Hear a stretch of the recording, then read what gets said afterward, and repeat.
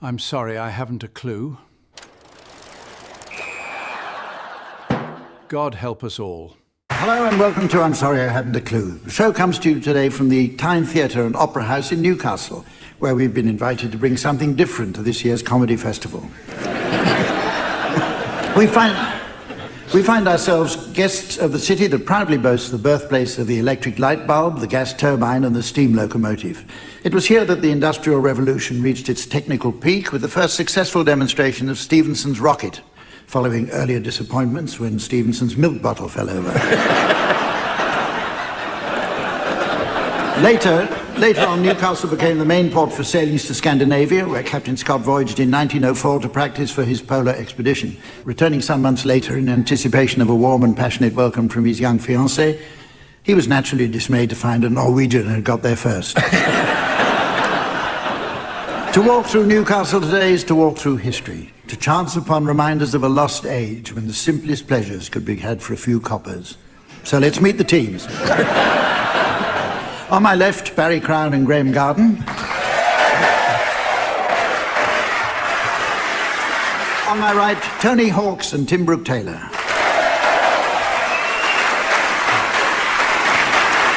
And please welcome our scorer, who's eager as ever to do her bit on the desk next to me, the delightful Samantha.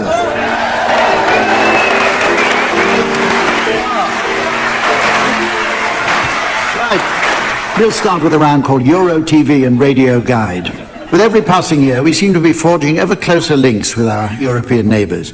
It's perhaps no surprise that all four of our panellists are frequently being invited to perform overseas. You might well be among those who've written in.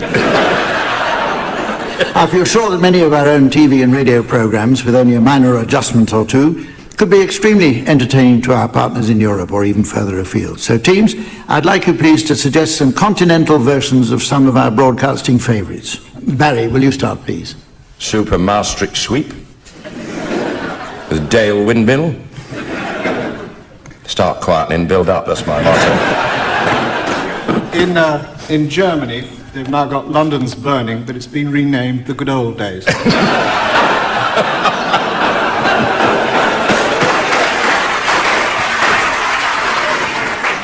Also in Germany, they've got They Think It's Hanover. Melvin Bragg presents the Left Bank Show with a special on Rod Hull and EQ.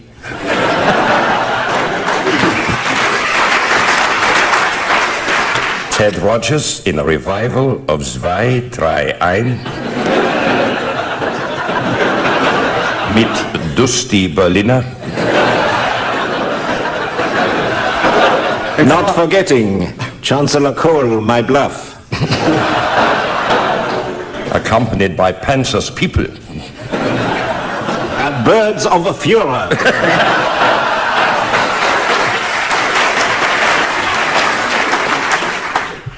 Ostenders. Crime Watch Ukraine. I think it's time to go on to another round now, so. The Old Horst Wessel Test.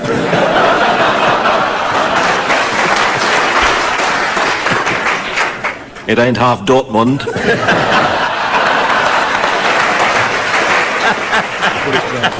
Well, it really is time now to pump up the rhythmic juices with a round designed to test the team's musical skills to breaking point. Could be one of the quickest ever. It's called One Song to the Tune of Another. It mustn't be confused with a similar but unsuccessful round called One Thong to the Tune of Another. When the team sang duets in the style of Chris Eubank and Roy Hattersley, two of them nearly drowned after three verses of Sing a Song of Sixpence. Okay, the game itself is totally self-explanatory in that it involves singing one song with the tune removed to the tune of another song that's had the words taken away. That's all very simple, but sadly not all combinations are quite so easy to split apart, as I noticed Colin Sellers back at the piano. Actually, as Colin wasn't with us for the last show, we held a phone-in poll to gauge listeners' reaction. Nothing could have prepared us for the overwhelming weight of public response. But he's ignored that and turned up. Okay, Barry, would you start by singing the words of the Bee Gees' delightful Stayin' Alive to the tune of Run, Rabbit, Run? Well, you can tell by the way I use my walk. I'm a woman's man and no time to talk. Music loud and women warm I've been. Kicked around since I was born and now it's alright, it's okay. And you may look the other way. We can try to understand the New York Times effect on man, whether you're a brother or whether you're a mother, you're staying alive and staying alive. Oh!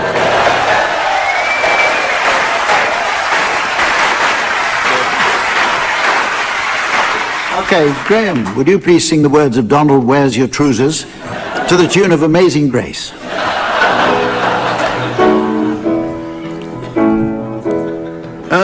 I've just come down from the Isle of Skye. I'm no very big and I'm awful shy. And when the lassies shout when I go by, oh, Donald, where's your truth? Let the wind blow high and let the wind blow low. Through the streets in my kilt I'll go, and all the lassies say hello. Oh, no, where's your trousers?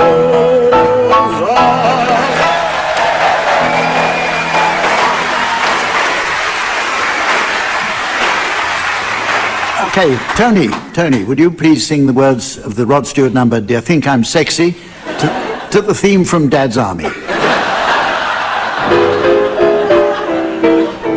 She sits alone, waiting for suggestions. He's so nervous, avoiding all the questions. His lips are dry, her heart is gently pounding.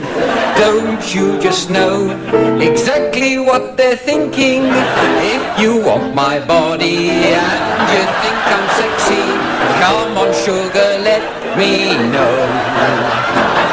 If you really need me, just reach out and touch me. Come on honey, tell me so. He's acting shy, looking for an answer. Come on honey, let's spend the night together. Now hold on a minute before we go much further.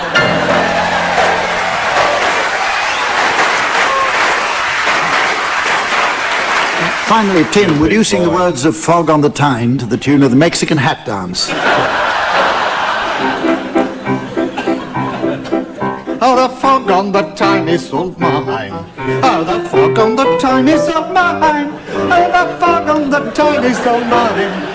The fog on the Tyne is all mine. Sitting in a sleazy snack bar, sucking sickly sausage rolls on the dirty old town on the banks of the Tyne, setting my sights on gold. It's plain to see, it's black and white. This Geordie boy's gonna do alright.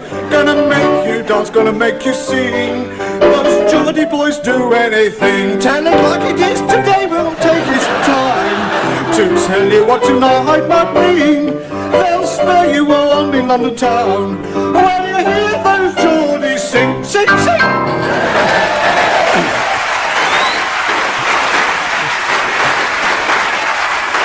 Well, I'd like now to introduce one of our more popular rounds, although it says here on my script that it's time for a round of word for word, so you can imagine my disappointment. In this round, I'd like the teams to exchange a series of completely random words, each word being completely unconnected with the next.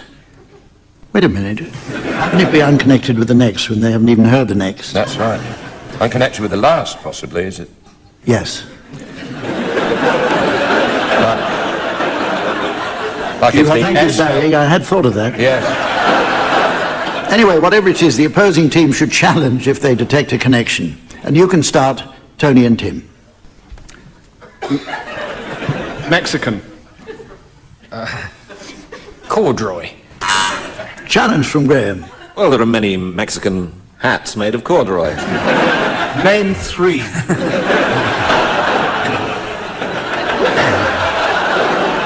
Miguel,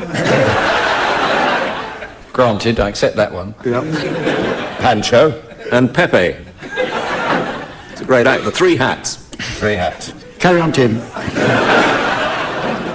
Dance. Parochial.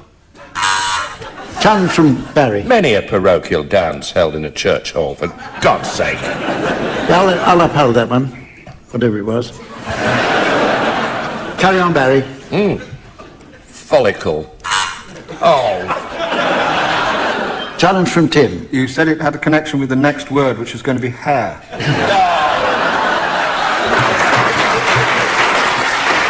No, we didn't. Between us, Barry and I corrected that. Carry on, Tony. Thank you very much. Thrust. Canal. Peach. Creche. Stupid.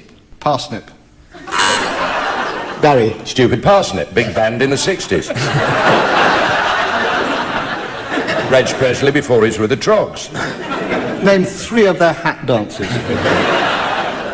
Miguel, Pancho.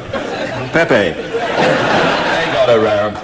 They used to play at a lot of parochial dances. That's right. Carry on, Tony. Glim. Boat. Fisherman. Oh, good one.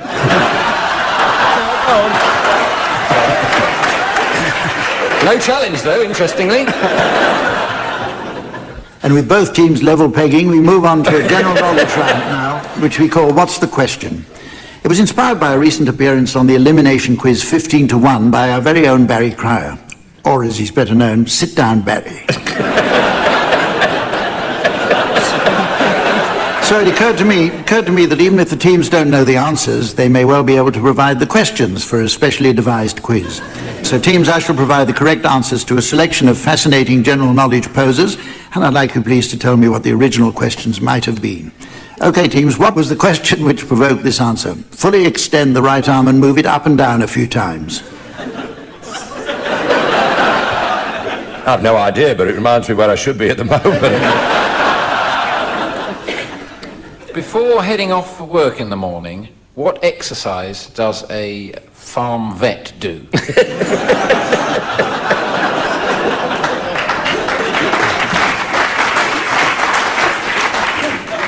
I'll tell you what the real answer is. It's a question from the driving test. How would you demonstrate the slowing down arm signal? Gosh. What question do you think this might be the answer to? In and out 1,500 times. What is an average day like in a farm vet's life?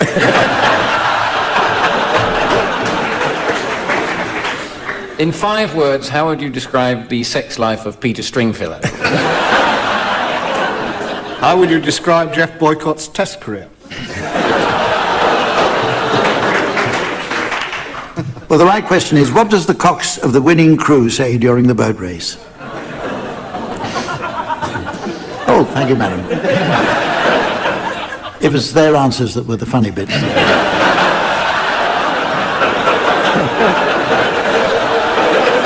What question is this the answer to, please? Divine Brown. What did you think of my budget speech?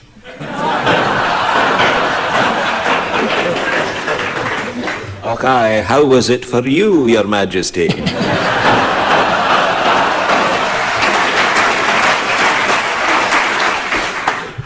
The question is, who got Hugh Grant's picture on the front of the papers?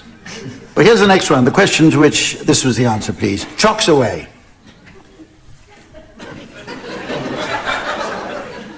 Where is Mr. Chock?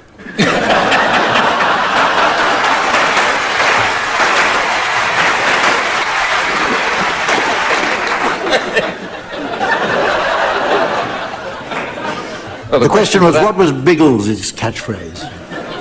Okay, let's go on. The question for Alfred the Great. Alfred the Great. Who's that under Peter the Mantelpiece?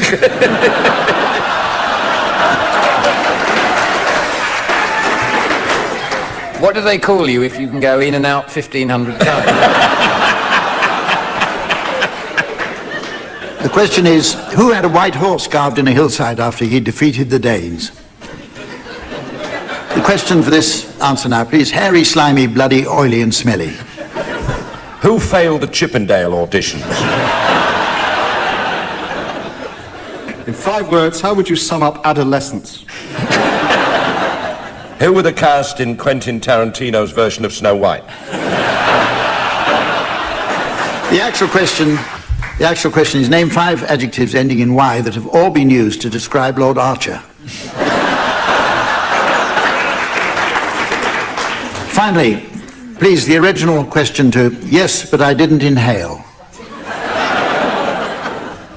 After watching the Hale and Pace concert, did you go backstage and insert a garden gnome into Norman Pace?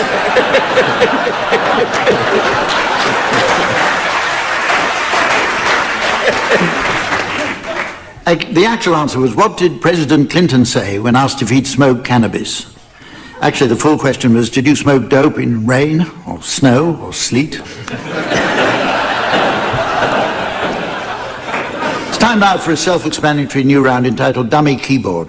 The keyboard part of the title derives from the fact that Colin Sell will be playing tunes on his keyboard. And the dummy part derives from the fact that Colin Sell will be playing tunes on his keyboard. The difference is that no piano keys are involved. Barry and Graeme, Colin will now tap out a well-known tune, and I'd like you to tell me what tune he's playing. Colin, off you go.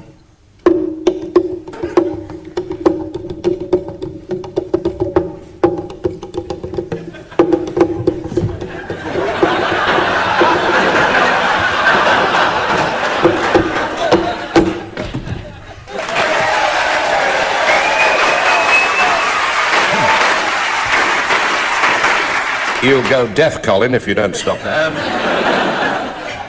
Norwegian Wood? 20 Tiny Fingers. No. God, it talks. Sounded like Stevie Wonder looking for the piano. Wasn't you? Was it one of your own compositions, was it, Carl? No. It sounded Listen, like I'll one. say no, you just nod or shake your head. Colin, 1 knock for yes, 2 knock for...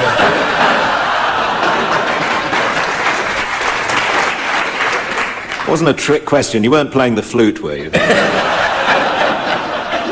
No. No. I'm baffled on this one. Yeah, it's Yep. very hard. Not the Minute Waltz, was it? Yes, it was. Was it? Yes.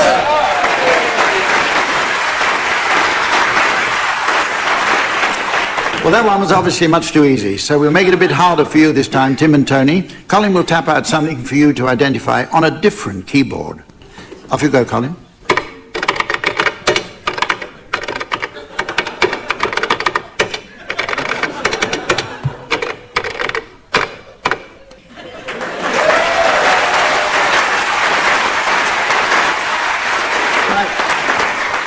There you are, Tim and Tony. Now, can you identify the novel that Colin was typing?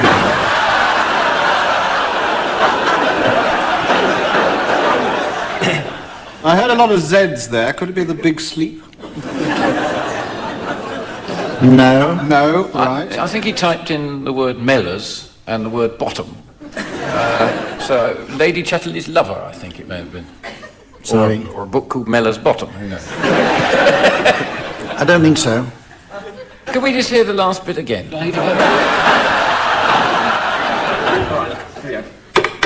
That's enough. Brief that's a good History one. of Time. No, I don't think so. I give up. Roger's Thesaurus. We can't give you the answer because Colin Sell accidentally pressed the delete key.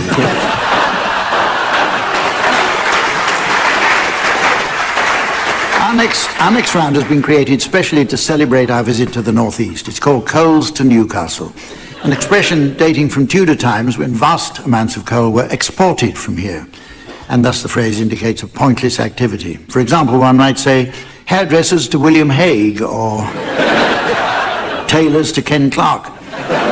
Then again, one might say cobblers to Michael Portillo.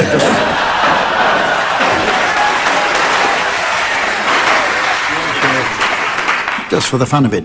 In this round, teams, I'd like you please to suggest other sayings associated with place names, either in this country or abroad, together with their meanings. Barry and Graeme, you start this one.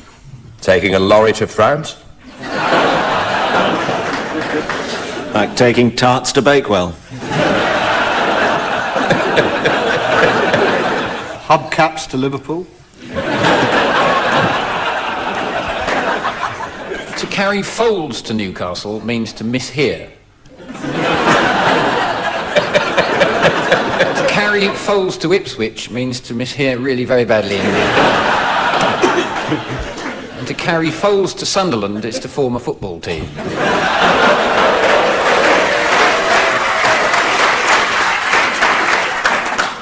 There's a local advert in Scotland that is a for far but a thing I do.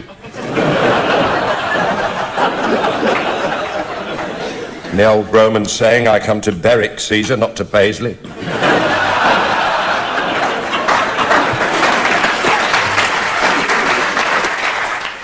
Taking bras to Bristol. To do something unwise is to wear a bikini in Riyadh town centre, drinking a pint of beer, shouting, I love Salman Rushdie.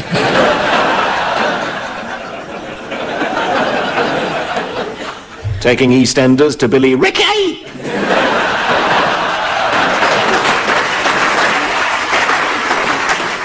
Torbay or not Torbay? Happy talky. Newark, so good they named it twice. We're going to hurry on to another musical delight, which is called Just a Minute. As you might expect, it's an amusing version of the panel game Just a Minute. A game hosted in unique style by Nicholas Parsons, a chairman whose skills are all too easily underrated. The object of the game is to sing a song of my choosing for 1 minute without hesitation, deviation or repetition for 1 minute. Not an easy task, particularly when you hear the piano accompaniment provided by Colin Sell. Actually, music historians will be interested to learn that every one of Colin's records is still in the charts. 23 degrees west of the North Foreland, where the Admiralty had them dumped. Okay, teams, the song is She'll Be Coming Round the Mountain. And Tim, you can start this. Oh, you must be joking. She'll be coming round the mountain when she comes. This person will be zooming round the... Challenge from Graeme. Repetition of round. No, He's never done 2 rounds in his life. Go ahead, Graeme. She'll be circling the Alp when she arrives. She'll be circumnavigating the Trosach. Challenge from Tim. Call me picky, but she'll be seems to come up rather... Yeah, Well, I think deviation from the law, you can't circumnavigate a Trosach. Not until you're 18, anyway. Graham's buzzing frantically. Yes, Tim, repetition of picky. Yes? Yes, quite right. Quite right. So it's you to carry on, Tony.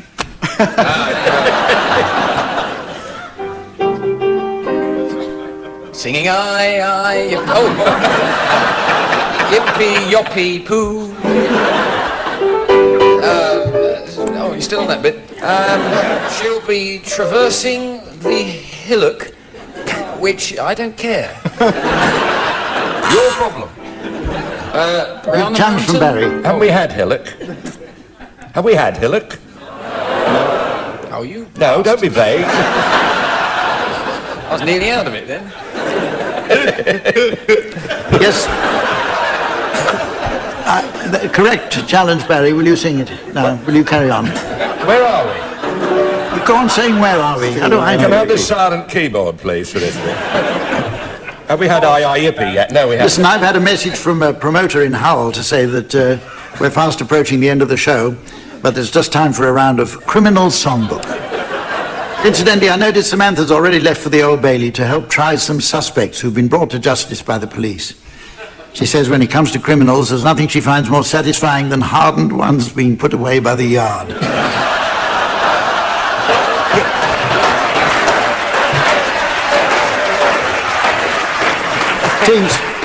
Teams, I'd like you please to suggest some songs likely to prove popular with the criminal fraternity.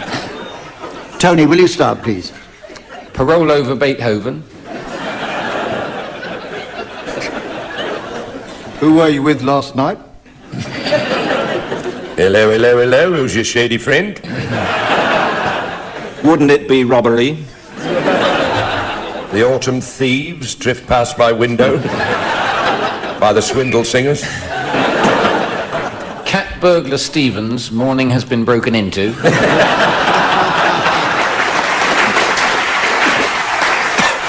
Smash, grab, wallop, what a picture by Tommy Steele.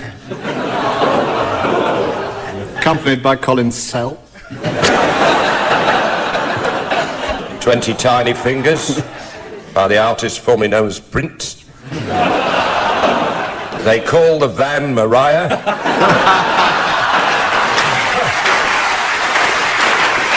That, of course, is from Paint Your Wagon and Change the Number Plate.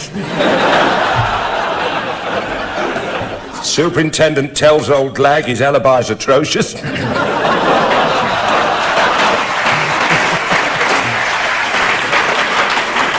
Please release me. Manfred Manslaughter with Blinded by the Light on the Top of the Police Car. I dismember you.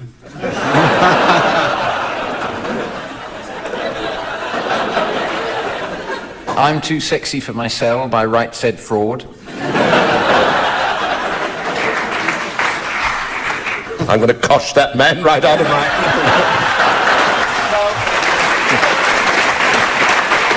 Ladies and gentlemen, as the absent-minded zookeeper of time scrubs his loo with the startled bush baby of hope.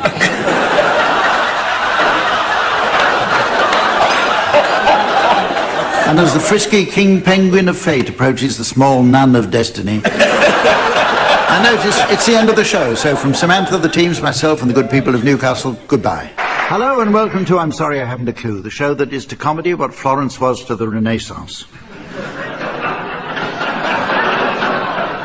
And Zebedee was to the Industrial Revolution. You join us today as guests of the Marlow Theatre in the fine city of Canterbury, where historic events have been the inspiration for many works of literature. The most famous must be the tales of Chaucer's Pilgrims, but of course T.S. Eliot was also stirred by the story of Thomas Becket to write his Old Possum's book of practical cathedral murders. Canterbury today is an interesting mix of traditional and modern buildings due to the large number of bombs dropped during the last war. Even now the authorities regularly uncover unstable cases carrying decaying material which have to be handled with the greatest of care. Let me introduce four of them. On my left, Barry Cryer and Graeme Garden.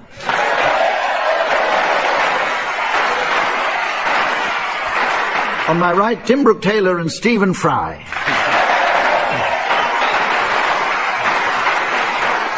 And the warmest of welcomes, please, for our scorer, a delightful lady who's always keen to spot which team member is furthest out in front. The very lovely Samantha.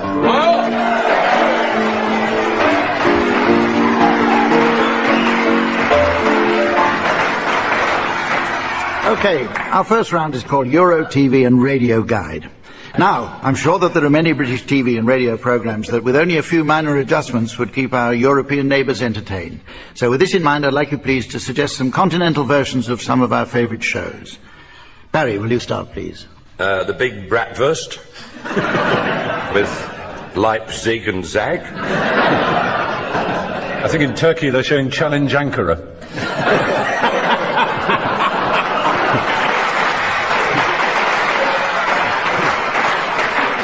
And from Germany, it ain't half Dortmund. And from Spain, Flog the Dead Donkey.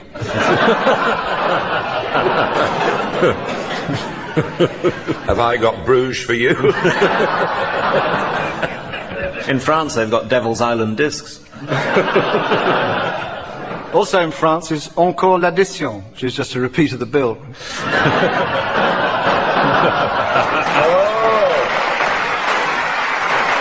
There's quite a lot cheering up in war-torn ex-Yugoslavia. There's our Yugo being Serb, which is, I think, shown on the satellite station Ukraine Gold, but there's with Mrs. Slovakia's famous pussy, of course. And they have that famous line, "Are you free, Mr. Tuchman?" "Yes, I am, although I have been sentenced to 10 years for war crimes."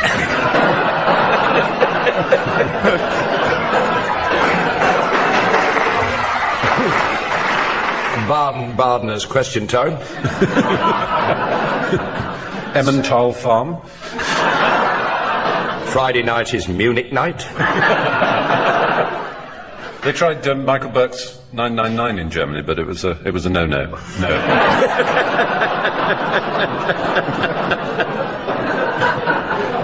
But they did enjoy Magnus Magnusson with Master Race.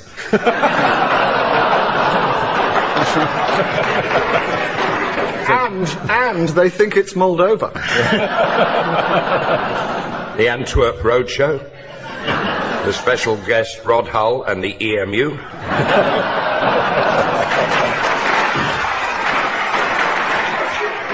Well, they're also showing Croatian Street, I believe. And Montenegro's Flying Serbians.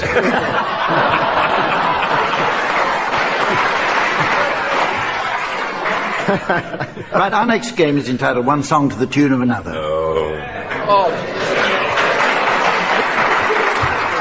As the team seem quite incapable of remembering how it works, I've devised this simple aid memoir.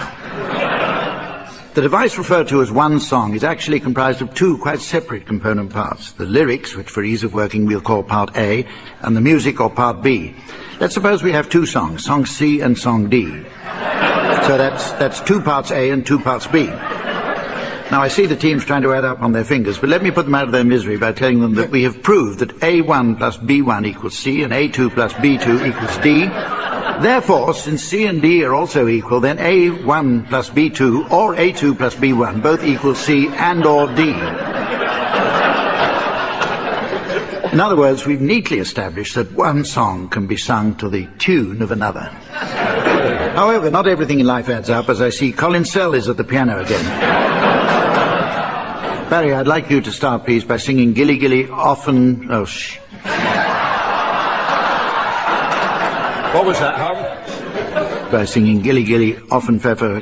It's not Often Pfeffer, it's Ossen. Ossen Pfeffer. I'd like you to sing... silent. It's a very old script if the S's are right. Okay. You can just be grateful they didn't ask you to sing Where the Bee Sucks Their Suck Eye.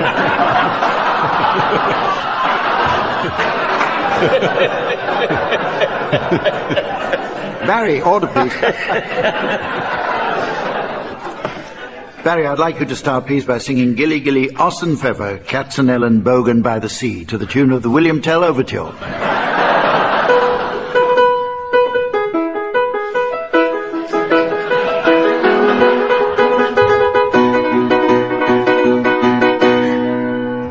There's a tiny house by a tiny stream, where a lovely lass had a lovely dream, and a dream came true, quite unexpectedly, in Gilly Gilly Ossen Pfeffer, Katzenellen Bogen by the sea. She was out one day, with the tulips grow, and a handsome lad, stopped to say hello, and before she knew, he kissed her tenderly in Gilly Gilly Ossen Pfeffer, Katzenellen Bogen.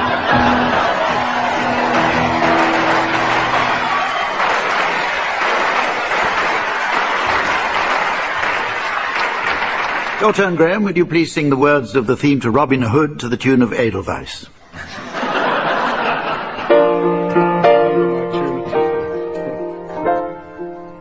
Robin Hood, Robin Hood, riding through the glen. Robin Hood, Robin Hood, with his band of men. Feared by the bad, loved by the good, Robin Hood, Robin Hood, Robin Hood. He called the greatest archers to a tavern. On the green they vowed to help the people of the king. They hammered all the trouble on the English country scene, and still found plenty of time to sing. Robin Hood, Robin Hood, riding through the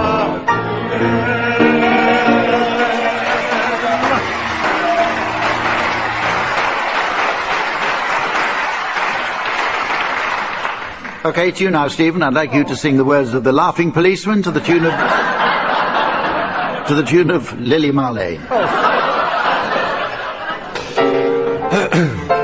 I've got Van Gogh's here for music. I know a fat old policeman. He's always on our street. A fat and jolly red-faced man. He really is a treat. He's too kind for a policeman. He's never known to frown. And everybody says he's the happiest man in town. Keep up with it. Ha ha ha ha ha ha ha ha ha. Ho ho ho ho ho ho. Ha ha ha ha ha.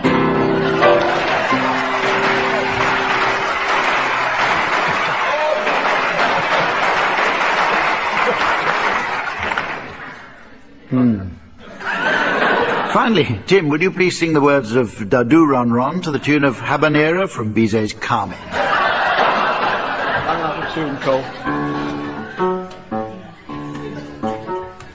I met him on a Monday and my heart stood still. Da-do ron ron, da-do ron ron. Somebody told me that his name was Bill. Da-do ron ron, da-do ron ron. Yes, my heart stood still. Yes, his name was Bill. And when he walked me home, da-do ron ron, da-do ron ron. He knew what he was doing when he caught my eye. Da-do ron ron, da-do ron ron. He looked so quiet, but my oh my, da-da-do-ron-ron, da-da-do-ron-ron. Yes, he caught my eye, yes, my oh my, when he walked me home, da-da-do-ron-ron, da-da-do-ron-ron.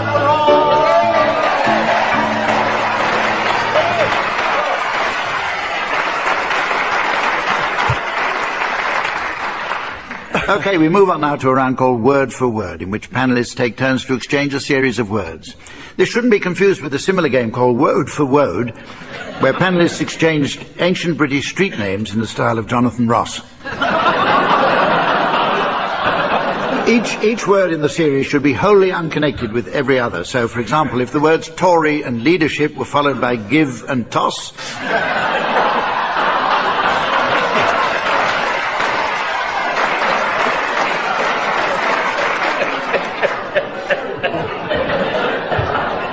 then that would be quite acceptable. The opposing team should buzz to challenge if they believe a connection has been made. Okay, you can start, Tim and Stephen. Off you go. Both of us at the same time? I don't care. Goat. Frangipani. Scepter. Oily. Liver. Snub. Strawberry. Challenge from Barry. Strawberry Snub. Big band in the 60s. I remember the Oily Leather album. That's a bit before my time, so... All right, carry on, Barry, then. Oh. Cusp. Bacon. Gusset. Egg.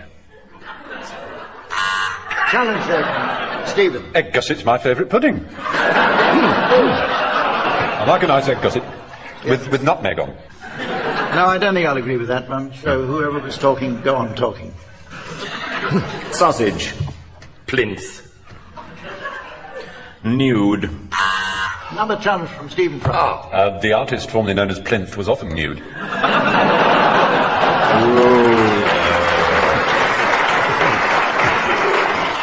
Now that I can accept, so... carry on, Graeme.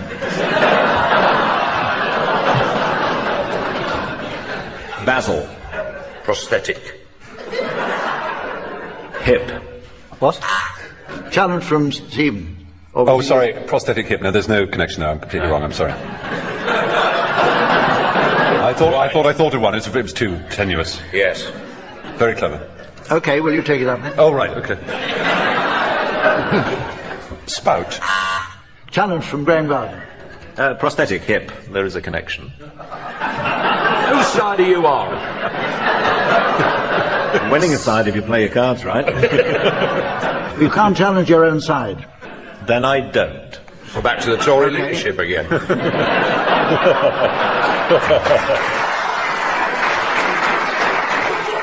I think we've had enough of that, don't you? Yeah, I think. Oh, more than enough. Our next round is called Uncommentators. In this round, I'd like each team to doggy paddle upstream along the river of time, revisiting key moments in history. They should then provide descriptions of these events in the style of some of today's more interesting social commentators. Barry and Graham, I'd like you to start, please, by providing a commentary on the Battle of Hastings in the style of a local radio team. Tonight on Look Here, South. Why school children all over the southeast will be missing out on Easter eggs this Christmas. But first, the news with Jenny. Thank you, Monty. Hundreds of French tourists are flocking to Hastings today, so we went out and about to ask the locals what they think of this invasion. Oh, we welcome them. We we expect to do a roaring trade. What trade are you in? We're arrow sharpeners. And you, sir? Thank you. Back to you, Monty, in the studio. Thanks, Jen. And first, today's big story. King Harold is on a walkabout through the town centre after opening a new branch of Specsavers.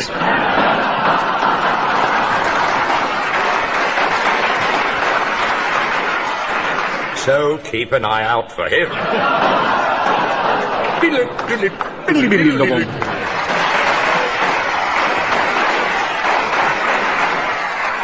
Right, now, Tim and Stephen, I'd like you to provide a commentary on the assassination of Julius Caesar in the style of cricket commentators. It's Cassius running in from the Senate House end there. What you think of it so far, Fred? I don't know what's going off. I really don't. In my day, it were all Greek to me. It's pretty surprising to see a Roman batting without a helmet, Tim. There's a good crowd here this morning. Bank holiday, of course, the Ides of March. All the banks of the Tiber are closed.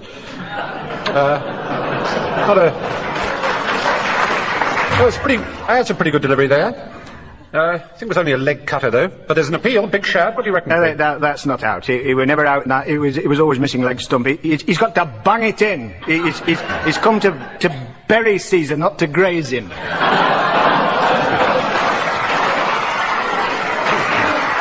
It's a change of attack from Brutus now. Casca is going to be running in from the forum end, having a stab there. Oh, he's knocked the umpire over. Oh, the umpire's back up again. It was the fall and rise of the Roman umpire.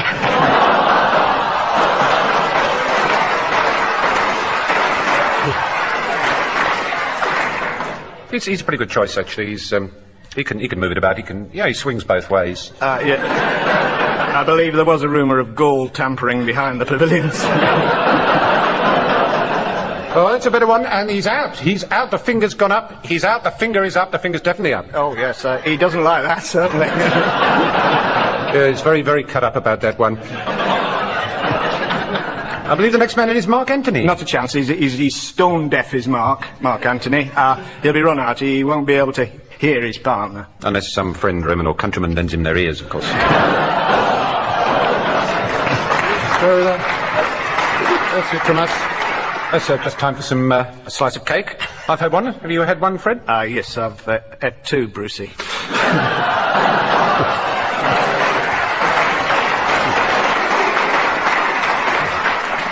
And on we go. The next round is called Cheddar Gorge, and it's just one of many parlour games inspired by English place names. There's also Barrow in Furnace, which involves burning garden implements.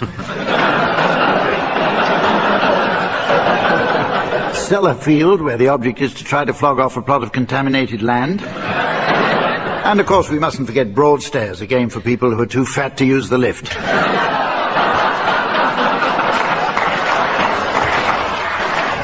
Right, in this game, the teams take turns to say one word at a time in order to construct a sentence, but without ever completing it. If I judge that a full stop has been reached, you'll hear a sound like this, as Samantha blows my horn. Right, the subject of this week's sentence is my first date. Who wants to start? Okay, Graeme. My first Date. Was. unbearably, Sweaty. And Yet. somehow, strangely, in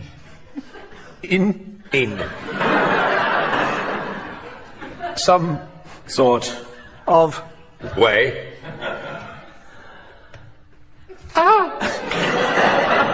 Comma.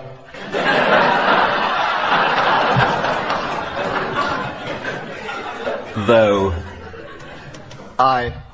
Did. Once. take, A. Short. Bite. out, Of. A.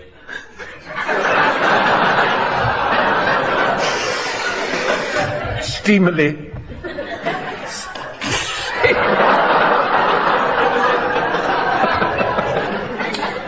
squidgy, Fluffy. Limpid. And.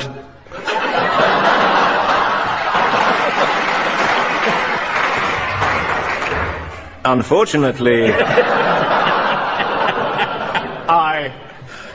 Didn't. Unless. you, Count. A. Chicken.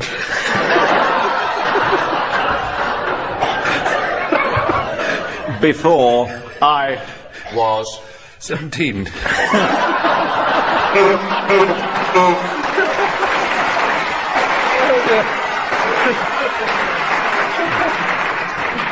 Well, teams, I'd love to go on playing that game, but it's now time to play the game called Just a Minim, an entertaining version of the panel game Just a Minute.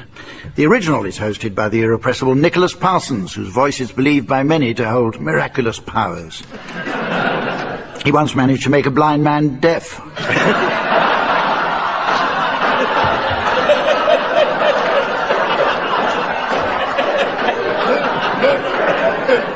Ours is a musical adaptation, and in it I'd like you to sing a well-known song without repetition, hesitation, deviation, dromedary, or repetition.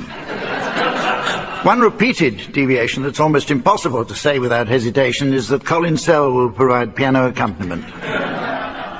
Actually, listeners may be interested to hear that Colin doesn't only play the piano. Oh, no. He's recently become a bit of an expert with the panpipes. So if anyone has a blocked toilet they want cleared...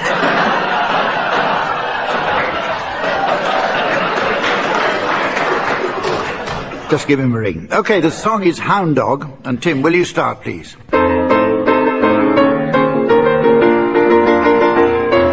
You ain't nothing but a hound dog, crying all the time. You're not anything like a dachshund, lacrimosing always. Well, we ain't never caught a rabbit and you ain't no friend of mine. Well, they said you was high class, well, that was just a lie. Challenge. Shut up. Challenge from Graeme Garden. compassion.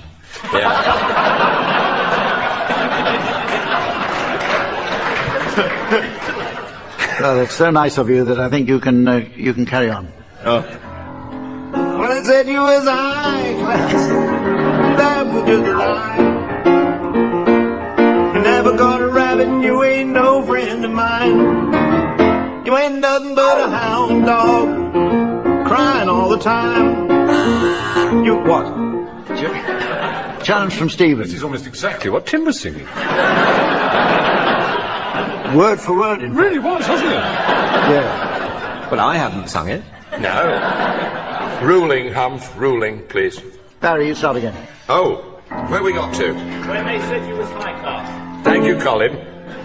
Well, they said you was high class. Well, Challenge from Tim. Repetition, Collins just said that.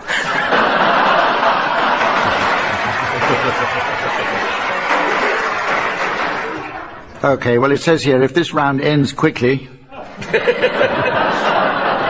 you might like to try it again. Do you want to try it again?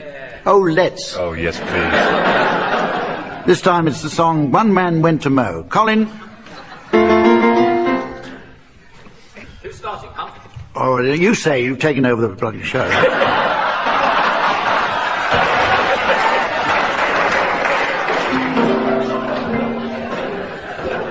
Okay, Stephen. oh.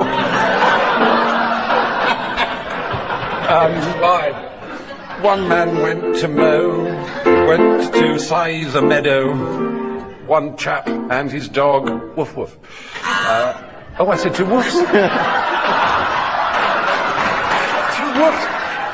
Spied a couple of woofs there. Yeah. It was like one of those Channel 4 themed weekends, wasn't it? Two men went to mow. Disappeared, intent on what? Repetition of went to mow. Yes, but you're allowed to use words in the I'm title. not. You're only the chairman. Wait to mow. You're...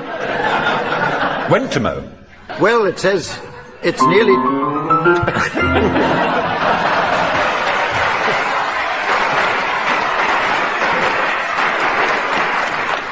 It says, well, it's nearly time to go. I think this is addressed to you, Colin.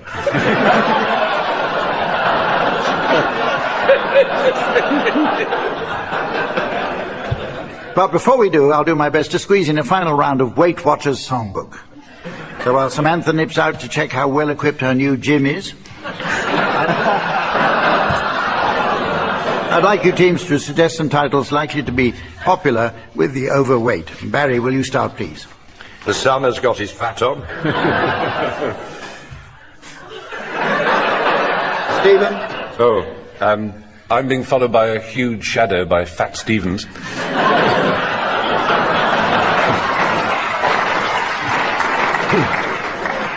Lurpak, be a lady tonight.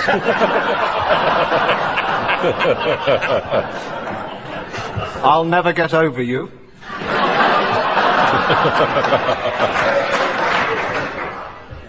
Chubby, chubby, cheek, cheek. Reach out and I'll be there, and there. Super calories, fudge and pasta, eggs and veal. Atrocious. My sweet lard. I who have stuffing by Burley Chassis.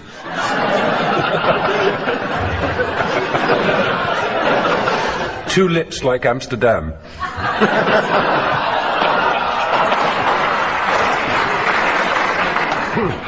I talk to my knees. But they're not visible to me. It's an itsy bitsy yellow polka dot marquee. When the red robin goes flob, flob, flobbing along.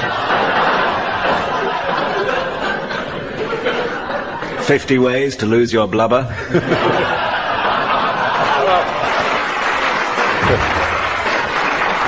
Well, the boy I love is up on his calories.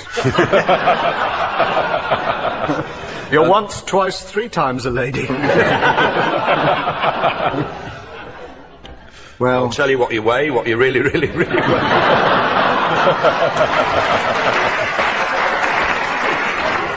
By the cellulite of the silvery moon.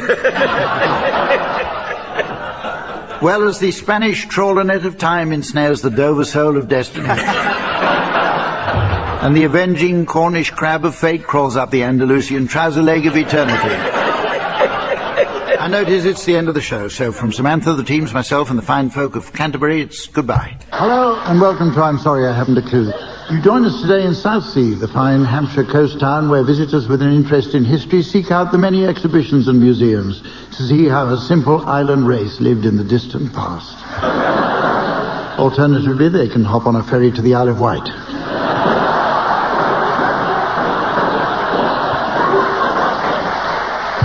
The town serves as the residential district of Portsmouth. Although a small naval base since Roman times, the port really grew when Henry VII had his dry dock built here. He hadn't intended it to be a dry dock. That only came about after the running of it past the Southern Water plc.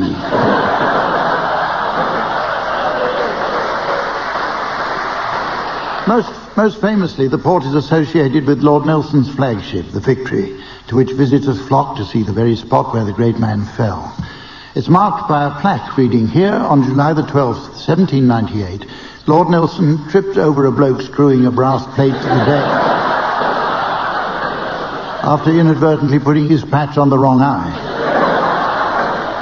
Let's meet the teams. On my left, Barry Cryer and Graeme Garden.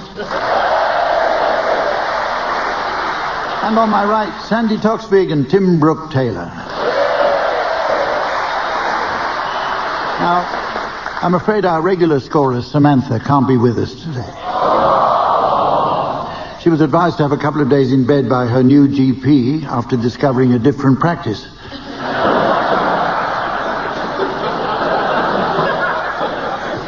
She reckons a day or two under the doctor should sort her out.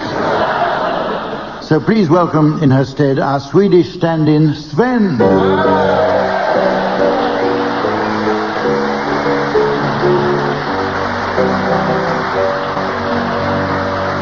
Okay, on with the first game, teams, which is all about cutting costs. It's called Cost Cutters. There's nothing that gets my goat more than the senseless waste of licence fee income, which is why I've instructed the BBC to stop putting chilled champagne in my dressing room. There's no point going to the expense of chilling it if it's only going in the bath. So with economy very much the watchword, teams, I'd like you please to suggest some cost-cutter versions of films, TV or radio shows that might be made within a strict budget. Barry, would you like to start? Conan the Librarian. Sandy. The English Outpatient. Graeme. 10% discount off the bill. And Tim? Alistair Cook's Email from America. To the Semi-Born. Clive Anderson Talks Less.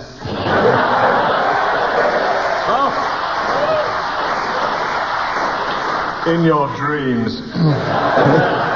Mission Perfectly Feasible. The Great Grimsby. Raiders of the Lost Ark Lamp with Harrison Skoda. The National Lottery big ticket has become... No, sorry, that couldn't be cheaper than it already is.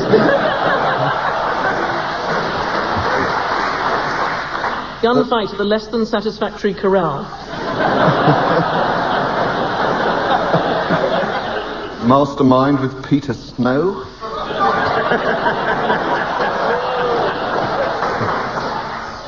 Samson and the Lilo. Those magnificent men with their sewing machines. I'd quite like to see that. Our next game has the title, One Song to the Tune of Another. This is a cunning musical game that cleverly combines the music of one song with the words of another, such that the teams appear as if by magic to be singing two songs at the same time. The game originated on the occasion that Ireland first won the Eurovision Song Contest. At the celebration party, Ireland's lovely entrant, Dana, got carried away, jumped on stage, and delighted revellers by doing all kinds of everything with Paddy McGinty's goat.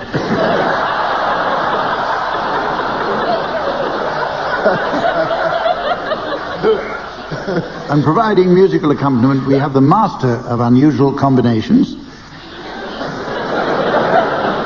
You haven't seen them, I did, in the dressing room. At the piano, Colin Sell.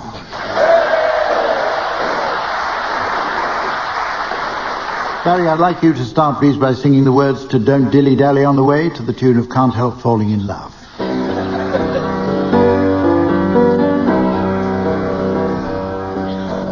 My old man said follow the van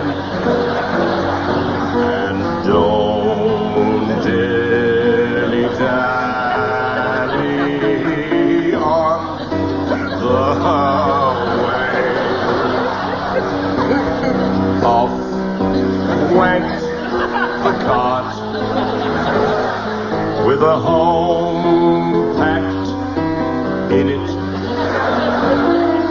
And I walked behind with my old car linen.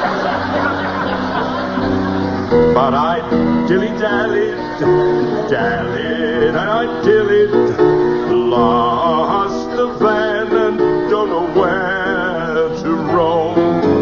I stopped on the way to have the old half-quartern, and I can't find my way home.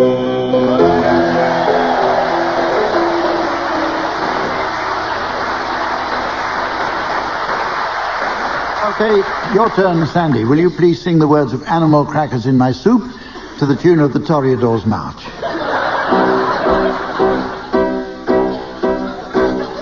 Animal crackers in my soup, monkeys and rabbits loot the loo. Gosh, no gee, but I have fun, swallowing animals one by one. In every bowl of soup I see lions and tigers watching me. I make them jump right through a hoop. Those animal crackers in my soup.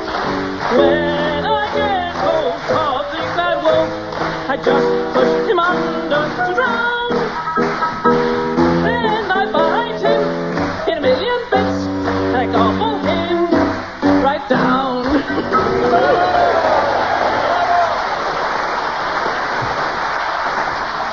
You may have noticed Colin Sell couldn't keep in time with the audience. Okay, it's you now, Graeme. Would you please sing the words of Don't Blame It on the Boogie to the tune of the Battle Hymn of the Republic?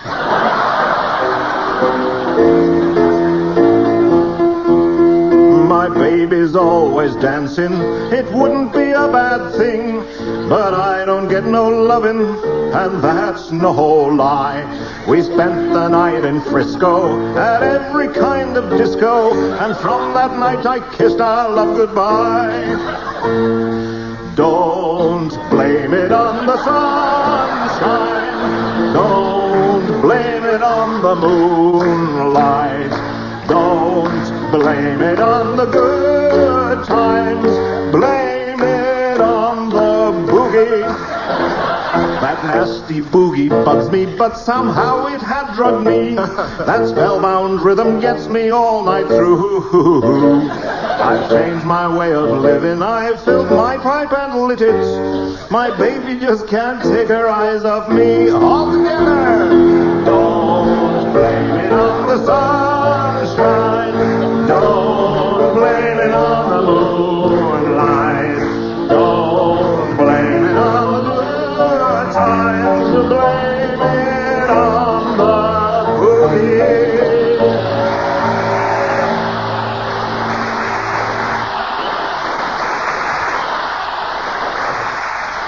Finally, Tim, would you please sing the words of Run, Rabbit, Run to the tune of Delilah?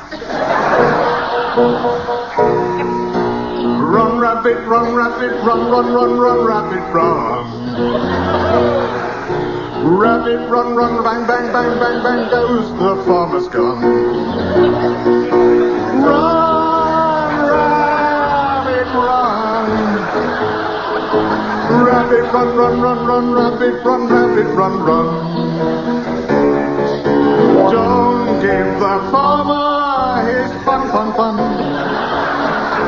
He'll get by without his rabbit pie. So run, rabbit, run, rabbit, run, run, run.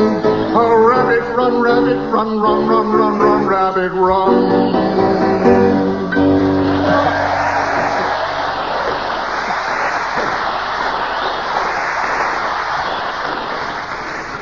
Well, it's time now to play a round called Word for Word. In this round, I'd like one team to start by exchanging a series of random and completely unconnected words.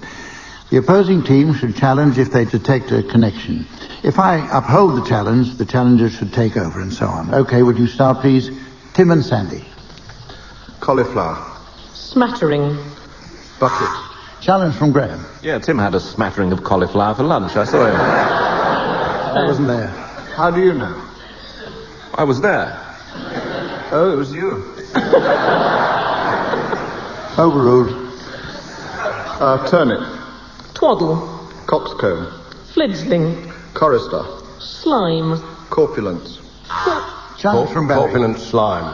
Yugoslavia's Eurovision entry. 1958. Should have won, in my opinion. No, I won't accept that one. Quite right, too, if I may say. Well, it was 1957. Windsock. Comb. Gogglebox. Tupperware. Challenge from Graeme. I have a Tupperware goggle box at home. Is it frightfully useful, Graeme? I keep my goggles in it. Do they stay fresh? There's... It's worth every penny then, Graeme. Yes, fresh and crisp. Okay, Graeme, that was a good challenge. So was it right? Right. Rabbit. Run. Sandy. What? Sandy, you challenge. Those are the words to a famous Tom Jones song. I don't know what...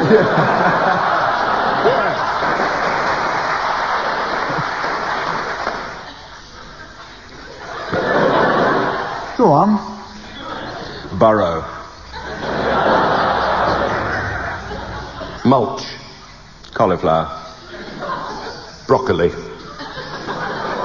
Smattering. Slime. Corpulent.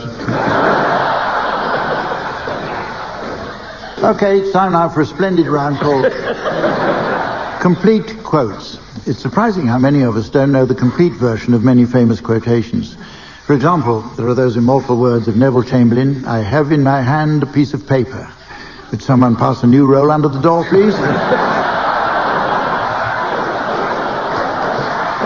In this round, teams, you'll hear a series of well-known personalities speaking, each of whom has unfortunately stopped in mid-sentence.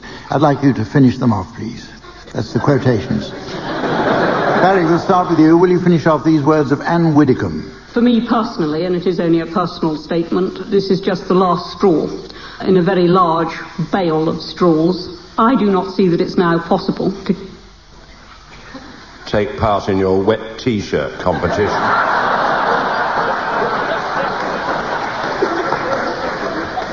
Okay, it's you now, Sandy. Here's the Duchess of York. Actually, a gentleman sat next door to me once. I said, Prince Albert was a great dad. He really was. And this man said, "We're at a funeral."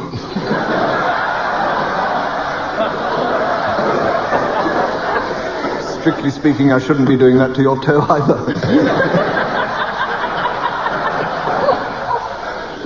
Tim, Prince Edward for you. I've been promoted, I think, from when I was just a general dog's body, and this time, unfortunately, I'm going to be a field marshal dog's body.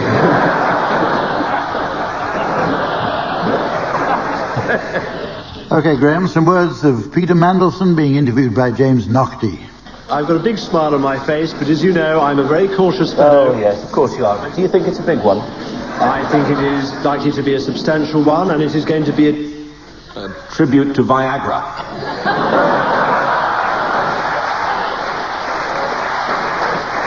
Okay, well, we'll open this up now. Here are some for any of you to finish off. Some words of Prince Charles first.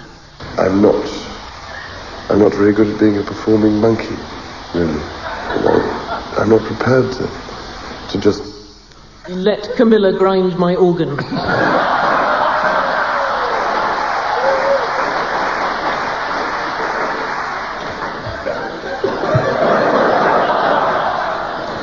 Oh, all hopes of ever being honoured dashed. This time it's Saddam Hussein's official spokesman. For it is a right on all of us to carry out the holy jihad, the holy war of Islam, to liberate the holy. Holy shit, he's got a gun!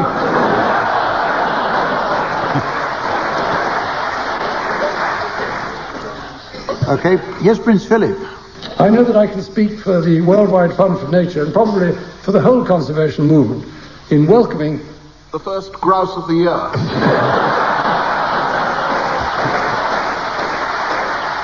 And finally, John Redwood. I'm talking about schoolgirls, 14-year-olds, 15-year-olds, maybe 16-year-olds. I'm not just talking about the money. One of the problems, if you invite young women into flats before they've got any qualifications and are not properly equipped for the adult world, is...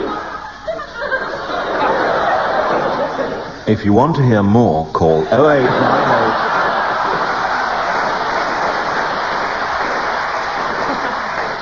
Right, we're going to try an interesting game now.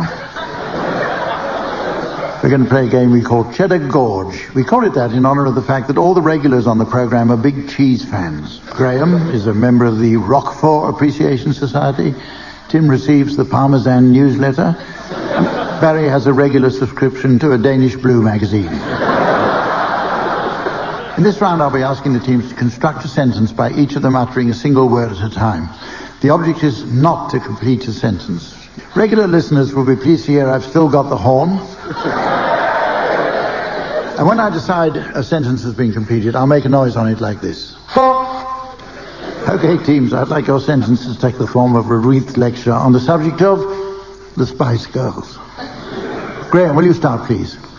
I'll tell you what I want to do this evening when the Spice Girls come over in the scary ist possible and posh girls don't Like to eat anything to aggravate because it somehow tends to annoy some baby spices such as Mel, who is the best of all the younger Mels around the outskirts of this very pleasant little fair and amenable seaside and yet inland revenue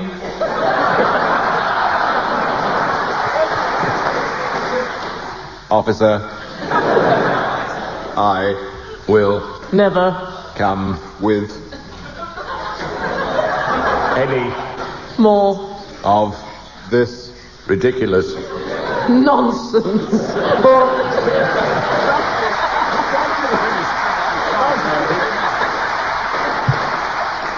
Okay, well, it's time for a musical round now called Dysfunctional Duets.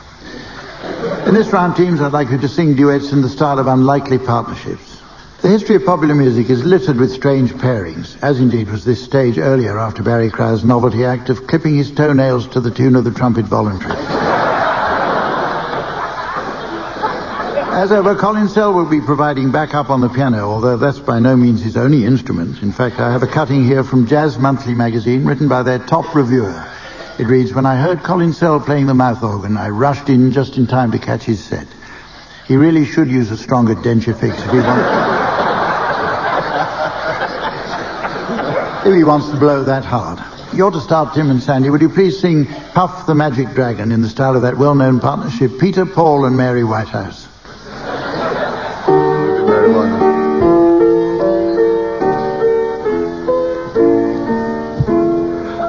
Puff the magic dragon lived by the sea. Wait a minute, are there people with dragon in this? In the autumn mist, in a land called Honolulu. Oh, no, I don't think you can have that. That's rhyming slang for something disgusting, isn't it? Little Jackie Paper. Oh, no, there's children involved now. Loved that rascal Puff. Oh. And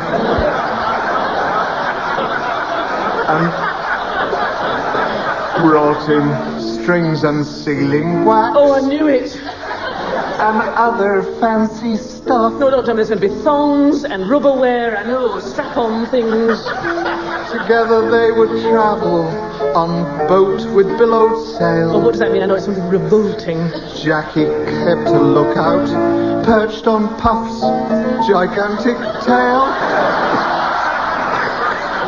Oh, they're on top of each other now. Noble kings and princes. Defend that. Well, there are no queens anyway. Would bow whene'er they came. Pirate ships would lower their flag when Puff roared out his name. Oh, I've never heard anything so disgusting. You listen and you'll hear. Oh, Puff the magic dragon. Oh, I see what you mean. From in the autumn mist in a land called Honolulu.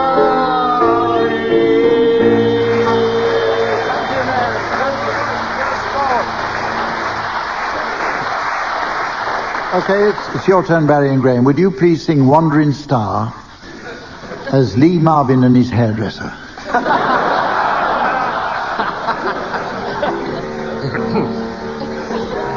I was born under a wandering star.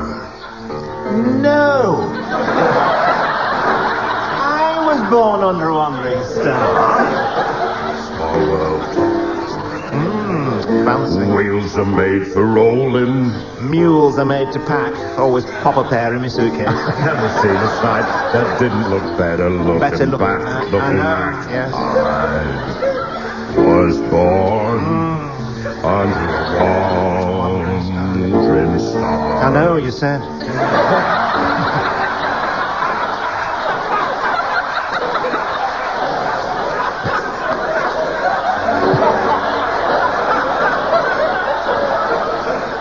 Mud can make you prisoner. And the plains can bake you dry. I know. Snow can burn your eyes. But I tell you, only people make you cry. So true. Yeah, they do. Home is made for coming from. Well, and for dreams of going to as well. Don't forget that. Which, with any luck, will never come true. No, never. A little more off the bottom.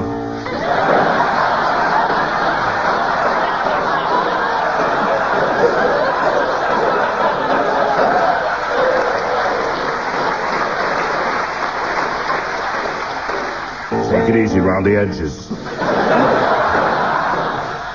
I was born. Yes, I know. Under a wandering star. You can say that again. A wandering star. Yes. Star. Well, I've enjoyed our little chat.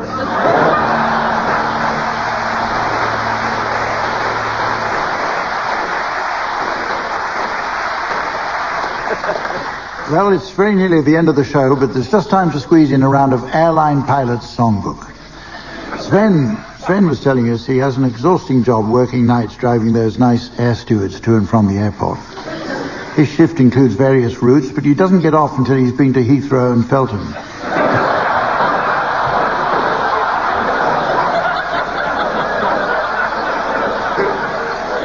So while he nips off, I'll ask the teams to suggest some popular songs to suit an audience of pilots and other airline staff. Anybody can start this one. Airline coffee, airline tea. I like that. Boeing Crosby sings 747. Quantas Amera. We have an anthem for economy charters. Ooey, cheapy, cheapy seats. You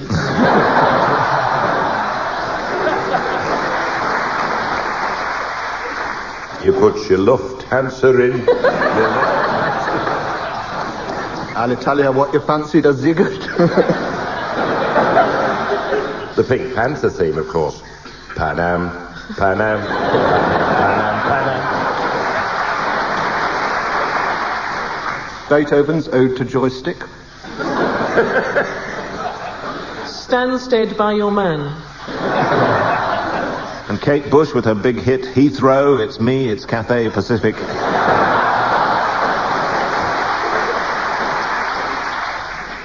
Like a Virgin? No thanks, I've just put one out. Sabina Hard Day's Night. The El Aliuya chorus. And so, ladies and gentlemen, as the Robin Cook of time wheedles out of the public inquiry of destiny, and the Michael Howard of eternity chokes on his own smug smile of fate, I notice it's the end of the show. So from Sven, the teams, myself, and the fine folk of Southsea, it's goodbye. Hello and welcome to I'm Sorry I Haven't a Clue. You joined us for a brand new series at the Wimbledon Theatre in the very heart of glitzy London. Sorry, I'll read that again. In the very heart of glitzy London's outskirts. Wimbledon first became known during Tudor times as a centre of sporting excellence when in 1587 the Earl of Exeter established the Royal College of Tennis here in an attempt to get an English player through to a final.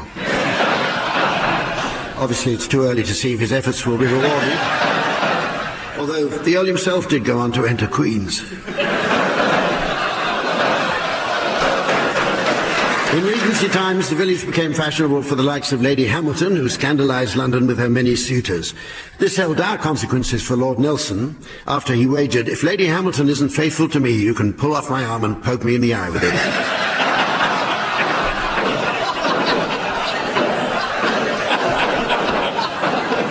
Now, let's meet the teams. A top comedy writer, stroke performer, a fine stand-up artist, a superb actor, and a truly witty humorist. Any one of those would have been nice, but instead, please meet on my left Barry Crowder and Graeme Garden.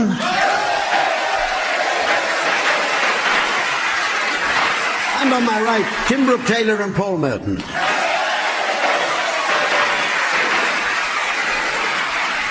And welcome once again a delightful lady who takes down everything when the teams are scoring. The lovely Samantha.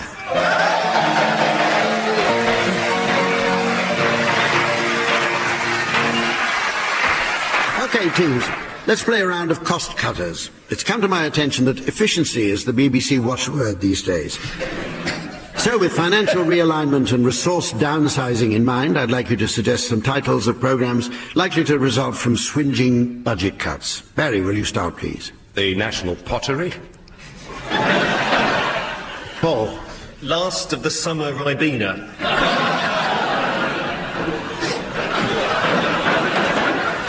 Graeme? Only horses. Tim? One thin lady.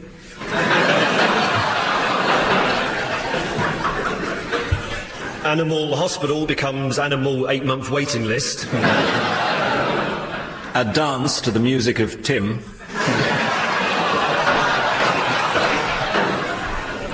Thomas the Tank Top.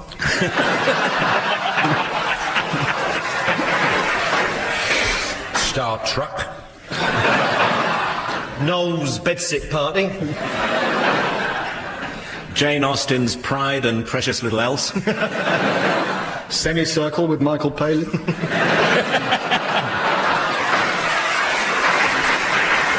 Absolutely nebulous. I don't understand that one. The pocket money programme. Even weaker ending. Oh, you bitch. No, you go first. Any more? The next round is a new one called Musical Verse. It's an orchestrated version of With Great Pleasure. just one of the many radio shows recently put to music. Sadly, the musical version of The Moral Maze was pulled after Dr. David Starkey tried to sing the Julie Andrews classic My Favourite Things and failed to get raindrops on roses and warm woolen mittens to rhyme with self-opinionated, overbearing bigot.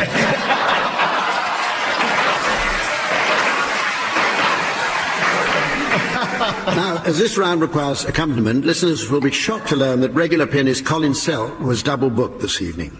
However, after an acrimonious row and the threat of legal action, the other show reluctantly conceded defeat and agreed to take him. So, it's with great pleasure we welcome here instead the fine musician Neil Innes.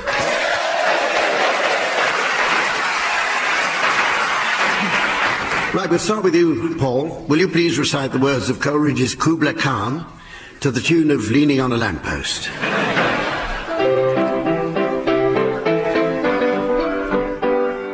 In Xanadu did Kubla Khan a stately pleasure dome decree, where out the sacred river ran through caverns measureless to man, down to a sunless sea.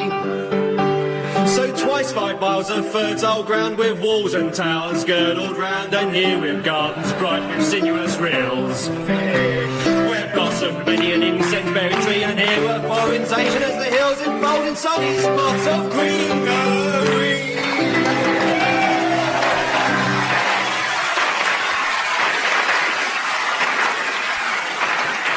Okay, Tim, you now. Will you please sing Tennyson's The Charge of the Light Brigade to the tune of My Favourite Things?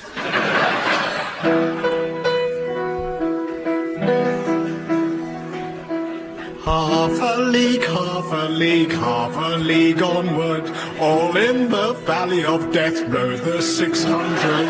Forward the light brigade, charge for the guns, he said. Into the valley of death rode the 600. Forward the light brigade. Was there a man dismayed? Not though the soldier knew someone had blundered.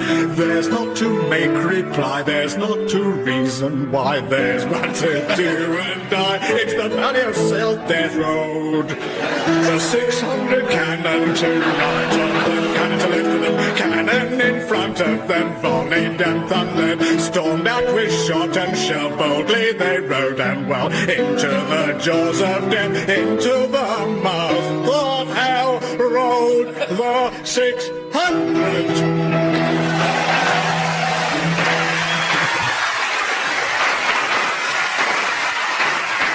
Okay, your turn, Barry. Will you please sing Blake's The Tiger to the tune of The Lambeth Walk? Tiger, tiger, burning bright in the forests of the night. What immortal hand or eye could frame the fearful symmetry? Oi! In what distant deeps or skies burnt the fire of thine eyes? On what wings dare he aspire? What the hand dare seize the fire? Oi! And what shoulder and what arch could twist the sinews of thy heart? And when the hell began to beat, what dread hand and what dread feet? What the hammer, what the chain?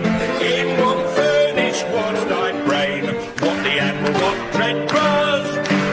Dare ascending terror's clasp?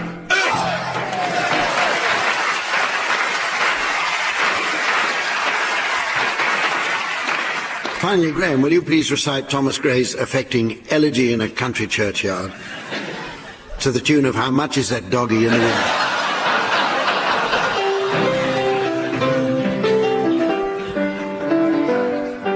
The curfew tolls the knell of parting day, woof woof. The lowing herd winds slowly o'er the lea, moo moo. The ploughman homeward plods his weary way, plod plod, and leaves the world to darkness and to me, and to me. Now flays the glimmering landscape on the side, woof woof, and all the air a solemn stillness holds, hush hush, save where the beetle wonderful wheels, his droning flight, buzz, buzz, and drowsy tinklings lull the distant folds. Tinkle, tinkle, saying that from yon ivy mantled hour, woof, woof, the moping owl does to the moon complain, hoot, hoot, of such as wandering near a secret bower, wander, wander, more or less her ancient solitary reign, terry reign.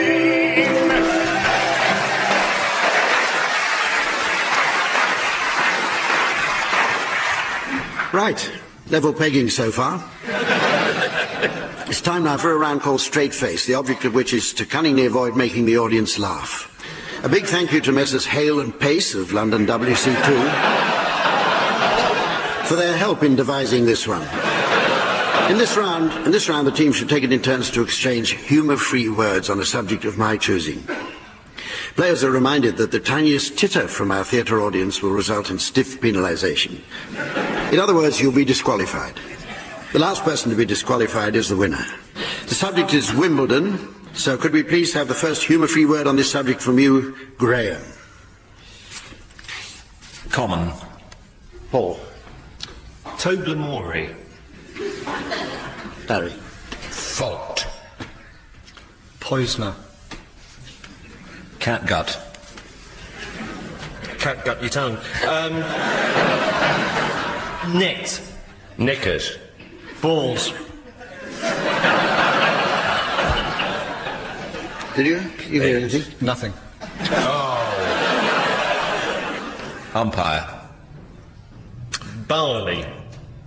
Rally. Racket. Boring.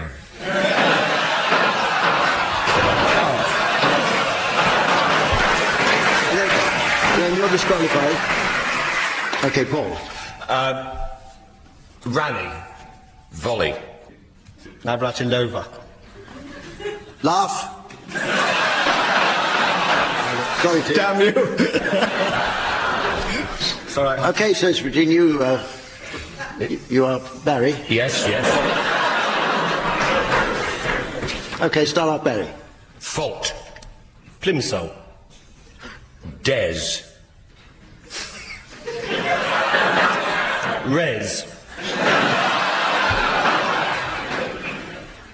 Net. Cord. Let. Baseline. Love. 30. There's one up there. You're up, Paul. So it's you, Barry. Thank you. And according to these... Hang on a minute. Hang on a minute. According to these stupid rules, I've got to go on with you until you're disqualified. Keep going. Love. 15. 30. 40. Tie break.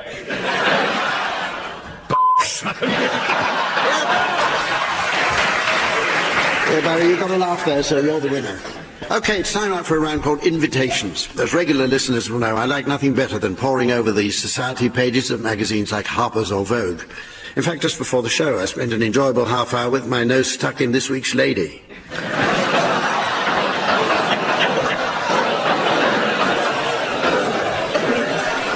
No matter what the occasion, each requires a special invitation card, so I'd like the teams please to suggest suitable wording for the invitation cards of certain well-known individuals or organisations. Tim, will you start us off, please?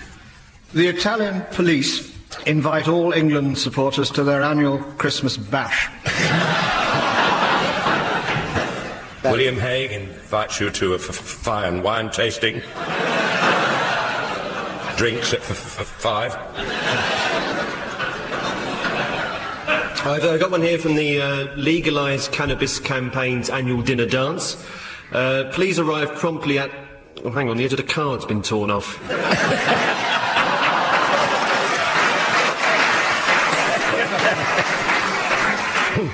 The Guild of Greengrocers annual ball.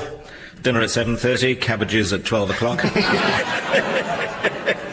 You are invited to the dyslexic ball. Please RPVSSAP. The Teletubbies ball. Drinky Winkies 7. La La Last Orders 11. Pose adjacent. Speaker Dipsy.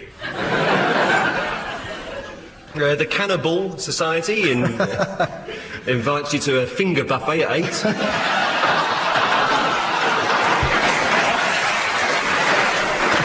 It's funny they don't hold a ball. If you're late, they keep an eye out open for it.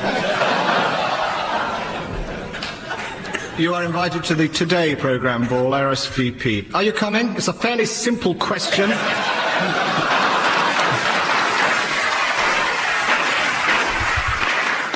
Oh, this is a good cause, the hemorrhoid sufferers' dinner. Well, actually, it's a stand-up buffet.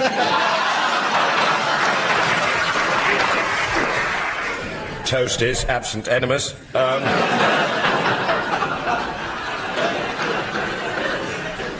England Test team ball starts at 11, all out by 12.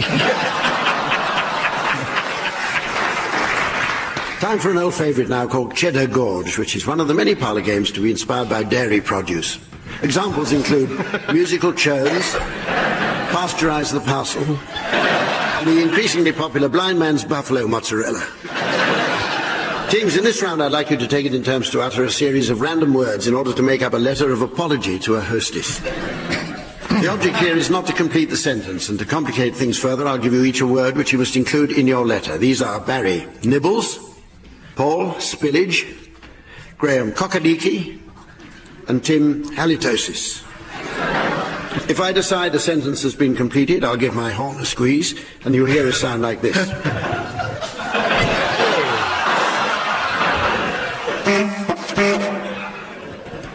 Okay, start us off, please, Barry. Dear Mrs.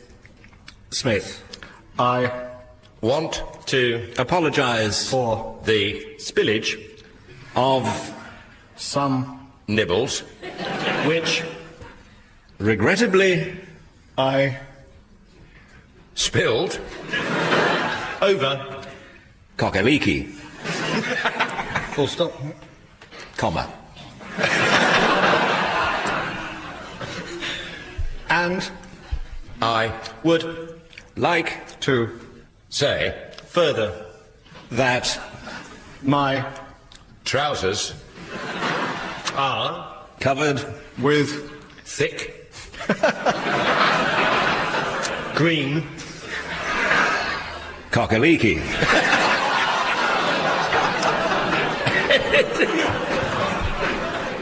Paul, it's you to continue. That's me, I think. Is it? Halitosis.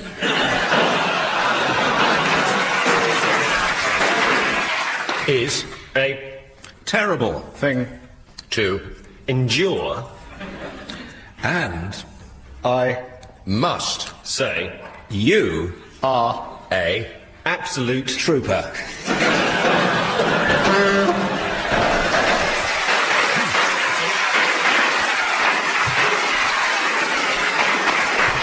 Okay, now the next round is all about the world of outdoor games and leisure pursuits, so I was pleased to hear our teams have been feeling sporty today.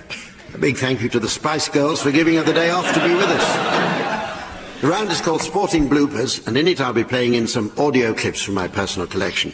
Samantha and I have been down in the Lyttelton Sporting Archive, blowing the dust off my extensive footage, and we've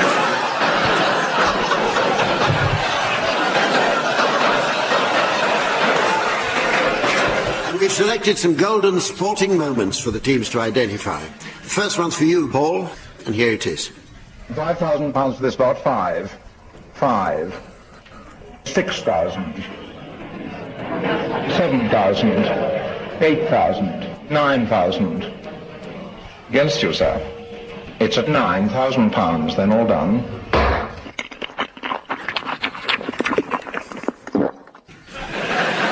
That's the strawberry tent at Wimbledon Fortnight.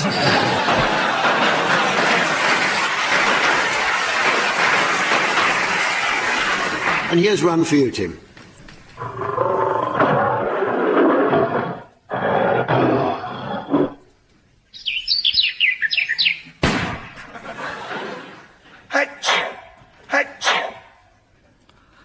This is a lion, it's a British Lions. Tiger. Oh, that's Tiger Woods, shooting a birdie 2 sneezes and making a double bogey.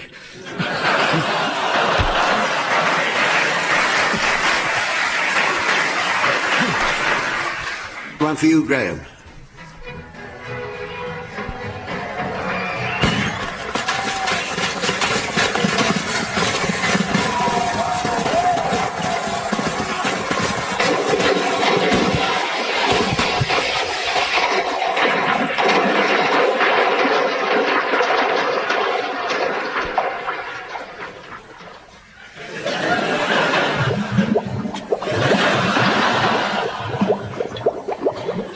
Oh, right, I recognise it now, yeah.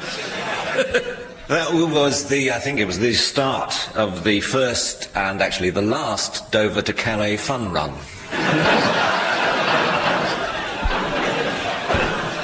OK, here's yours, Barry.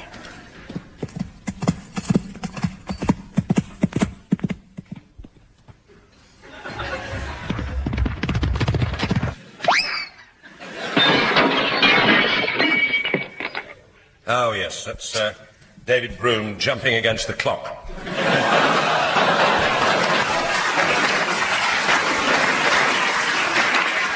Yeah, Paul.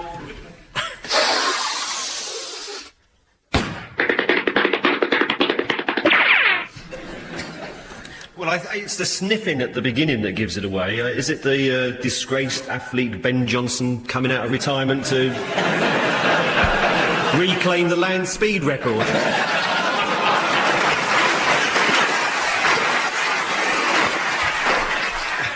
Finally, Tim. 对我来说，今天是很特别的一天。 This is a special day for me. 我终于实现了今生的愿望。 The achievement of a lifelong ambition. 非常感谢你们的盛情款待。 You have all made me feel so very welcome. This is the first British women's tennis champion for 20 years.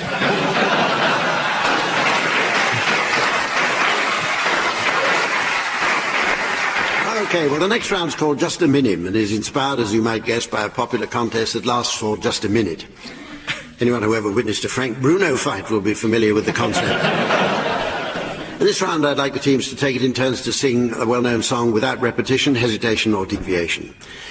As it's a musical round, piano accompaniment would be provided by Neil Innes. Neil was founder member of the legendary Bonzo Dog Doodah Band and worked with the Monty Python team before going on to form the Ruttles. But these comprise but a small sample of the successes that put Neil where he is today.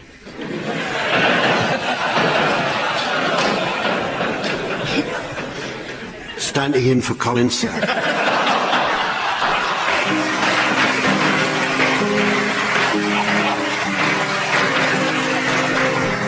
OK, teams, your song to sing without hesitation, repetition or deviation is I Know an Old Lady Who Swallowed a Fly. Barry, will you start, please? No old lady who swallowed a fly.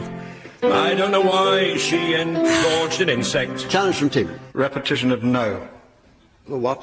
Repetition of no. It's a bit early and brutal, I thought that. Yeah. Brutal.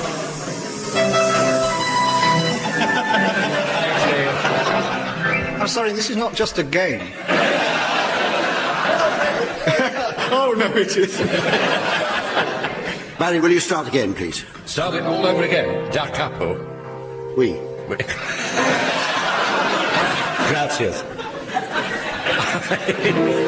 I know an old lady who swallowed a fly. I don't apprehend why she engorged an insect. I guess she'll die. I'm acquainted with a senior citizen. Challenge from Tim. I don't apprehend. Comprehend is what I meant. Would have been better. I would say anybody who apprehends a fly is deviation. What would you like to do? Oh, I'd like to go over the pub. Tim, you carry on. Tim, carry on. Where do I go from, Hump? Some smug point you left here. I guess she'll die. I don't understand why she downed a zip. Sorry, I've got the wrong words. Can I start again? Yes. But it wasn't down to zip. That was swallowed a fly. Oh. Oh, dear. Do keep up.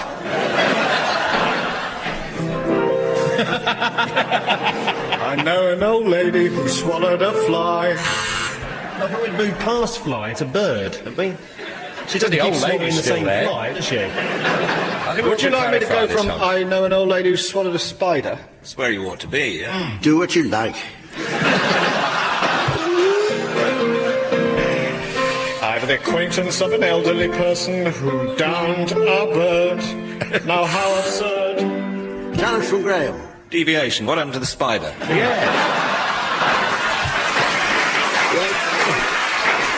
I don't know. Song doesn't work otherwise.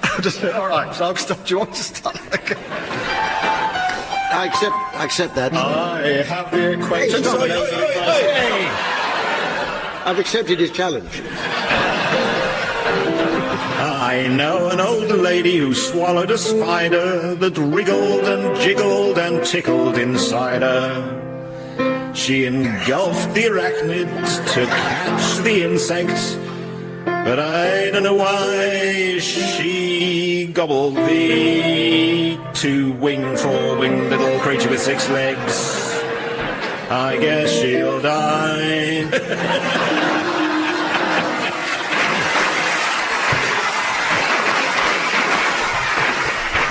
On my prompt card it said, if there's time you might like to try another. Well, there isn't.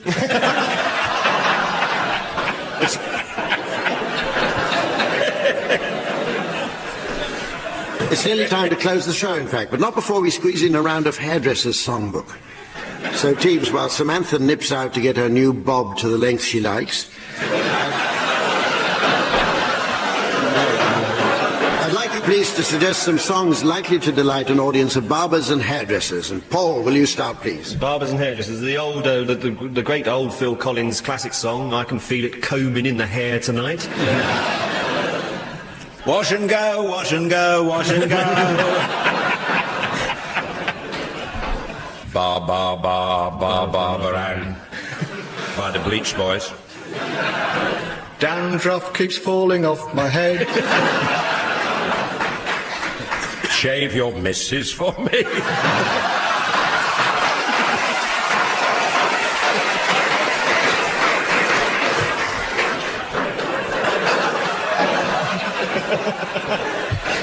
Oh, dear. I dyed it my way. And on top of the crops, it's Moose Springsteen with Sean in the USA. Oh, yes, I'm the great split ender. An old favourite from L'Oreal and Hardy. The Blue Rinse Mountains of Virginia.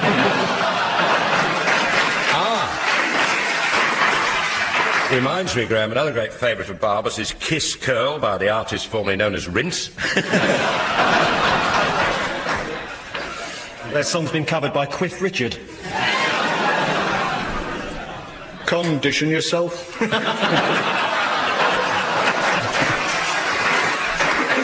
Tinted Love by Soft Gel. And so... Grease. And so, ladies and gentlemen, as old Father Time is finally traced to an address in Lowestoft by the Child Support Agency Worker of Destiny. I notice it's the end of the show. We'll be back again at the same time next week. Meanwhile, from Samantha, the teams, myself, and the fine folk of Wimbledon, goodbye. Hello and welcome to I'm Sorry I Haven't a Clue. You find us today in Cardiff, the proud capital city of Wales. Although officially joined with England in 1536, the Principality has preserved a unique character thanks to a resilience born of fighting successive invasions. In turn, Romans, Saxons and Vikings were repelled by tribes banding together to terrify them with their fierce displays of close harmony singing.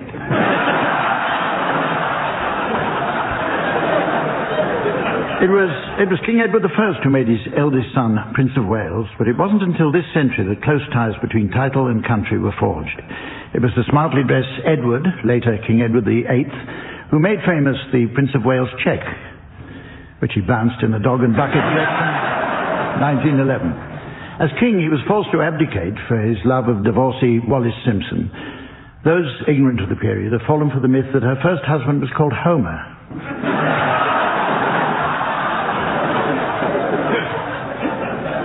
Wallis was, of course, married to Gromit.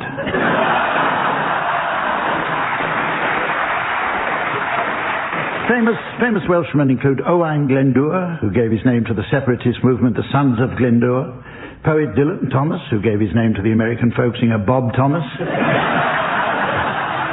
and of course Ron Davies, who gave his name to a total stranger on Clapham Common.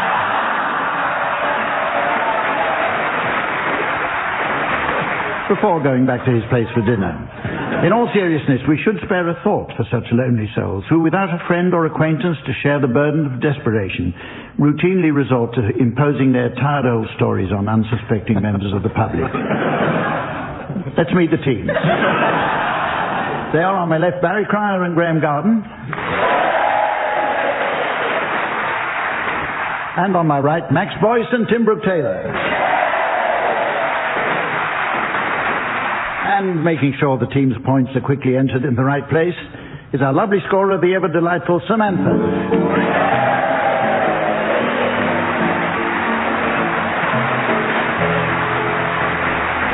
Okay, let's kick off with a game called Undelivered Letters from History. In days of yore, many important messages doubtless went uncommunicated. I'd like the teams to suggest what unsent letters or cards might have changed the course of history. Barry, will you start, please? A letter that Captain Scott never got. What about Hawaii this year? Yours, Oates. Graham. One from Winston Churchill. Dear Bomber Harris, surprised to hear you're planning to bomb Dresden. I said destroy the enemy's armament factories, not their ornament factories. Tim. To Cleopatra from Ptolemy's Pets Are Us, Cairo. Dear Cleopatra, as requested, please find the wasp enclosed. Max. Dear Adam and Eve, care of the Garden of Eden. No doubt you'll be surprised to receive this letter, as I know from God that you were under the impression that you were the first people on earth. However, please accept this apple as a token of our desire for peaceful coexistence. Yours sincerely, Gareth and Rhiannon. King Coid. One from Joan of Arc to her mum. The Dauphin has booked me a gig at Rouen. Hope he's right about the warm welcome. Letter to all the rugby players from the Welsh Rugby Football Union, dated about 1976.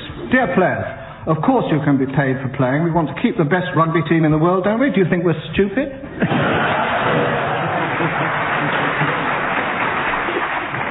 Dear Alexander Fleming, your lab's filthy.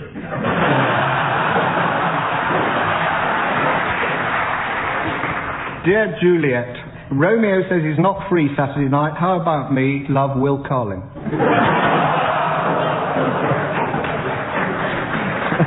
Dear King Agamemnon.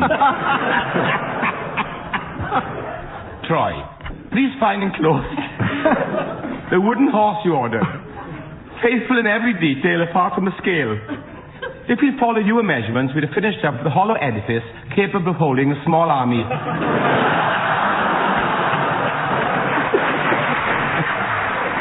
Funnily enough, teams, I've just received this telegram, which was sent to me in 1972. It's from a Mr. Cubby Broccoli, and it reads, Sean retiring, stop. Bond, part yours, stop.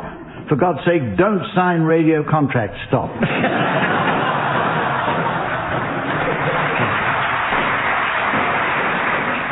Okay, time for a musical round now, which is a revised version of the popular One Song to the Tune of Another.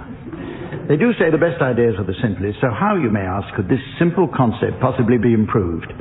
Well, several alternatives were market tested by the Radio 4 Panel Game Music Round Focus Group. This is a representative body of listeners selected personally by the controller of Radio 4 to respond accurately with the program profile exactly matching the requirements of the controller of Radio 4. They decided that after 27 years continuous usage, the listeners still quite like One Song to the Tune of Another, and there was no valid reason for a change. Which is why they've come up with a replacement.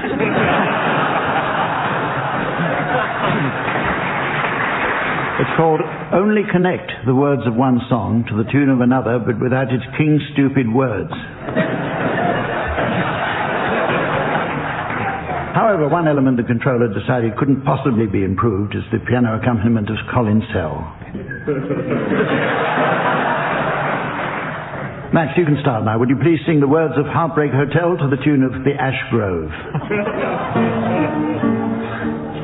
Now since my baby left me, I found a new place to dwell, down at the end of Lonely Street at Heartbreak Hotel. I'm so lonely, I'm so lonely, I'm so lonely that I could die, and though it's always crowded, you can still find some room for broken-hearted lovers who cry there in the gloom. And I'd be so lonely, oh so lonely, oh so lonely they could die.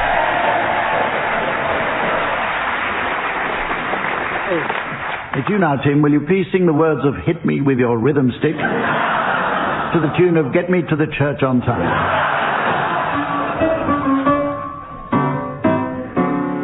In the deserts of Sudan and the gardens of Japan, from Milan to Yucatan, every woman, every man, hit me with your rhythm stick.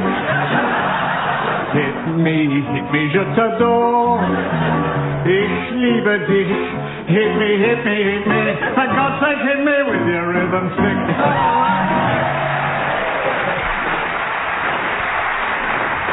Graeme, now, will you please sing the words of Kung Fu Fighting to the tune of Green Sleeves?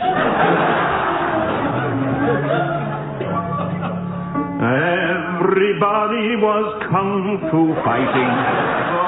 Those cats were as fast as lightning. In fact, it was a little bit frightening, but they fought with expert timing. There were funky Chinamen from funky Chinatown. They were chopping them up, and they were chopping them down.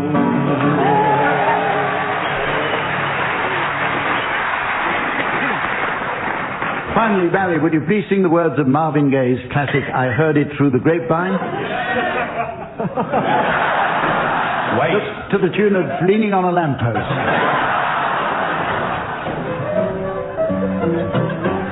Oh, I bet you're wondering how I knew about your plans to make me blue with some other guy you knew. Because between the two of us, guys, you know, I love you more. It took me by surprise, I must say, when I found out yesterday, don't you know, that I heard it through the grapevine. Not much longer would you be mine. Oh, I heard it through the grapevine. Oh, I'm just about to lose my mind. Honey, honey, well, turn up nice again.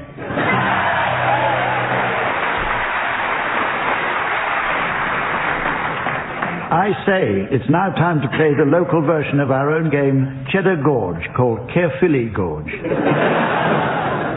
It's just one of many games taking their titles from Welsh place names. There's Welsh Pool, a game like 9-ball pool, except the winner's the one who gets the black sheep in his pocket first. Then there's Cardigan Bay, which involves offshore swimming and assorted items of knitwear. And, of course, there's Mount Snowdon. Pastime devised in the 1950s by Princess Margaret. Well, as the name Caerphilly Gorge so obviously implies, the object of the game is to create a sentence one word at a time, but without ever completing the sentence. If I judge that a full stop has been reached, then you'll hear this noise. Okay, this week's subject is last-minute Christmas gifts, and will you start, please, Tim? I want a very funny and seasonal book. And it is available in most Welsh and English and high quality bookshops all over most of the outlying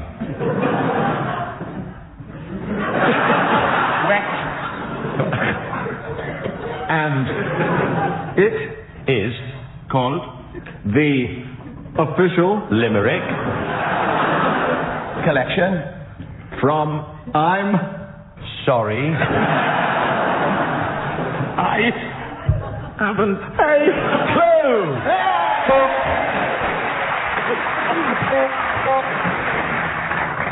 God knows what all that was about. Okay, let's move on, teams. You wouldn't want to peak too early. Now, if I were to say out to lunch, you might think, why should we care where Michael Winner is between breakfast and dinner? But in fact, Out to Lunch is the title of our great new game, which is all about the kind of notes various people or organisations might leave if they popped out for a short while. So, suggestions please. Graeme, will you start? One from Nicholas Soames. Gone to lunch back in April. Peter Mandelson's door just says, I'm out.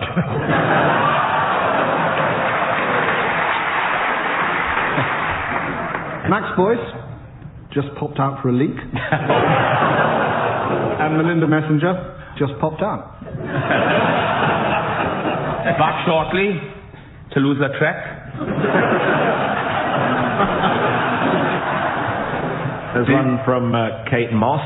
Gone to lunch back now, actually. The Queen gone to launch. Barbara Cartland, completely out to lunch.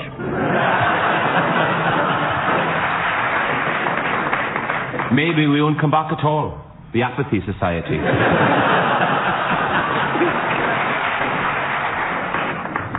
General Custer. Me and the lads have popped out for an Indian.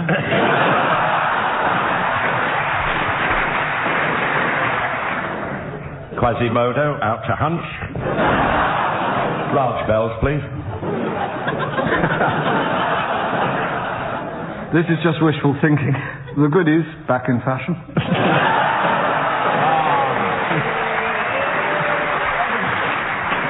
And John McCririck. Gone to lunch back naughty boy in the 3:30 at Haydock Pub. I won't be long, Mike Atherton. Okay, we have a musical round now called Name That Tune, in which Colin Sell plays the piano. This mustn't be confused with the similar game called Maim That Tune,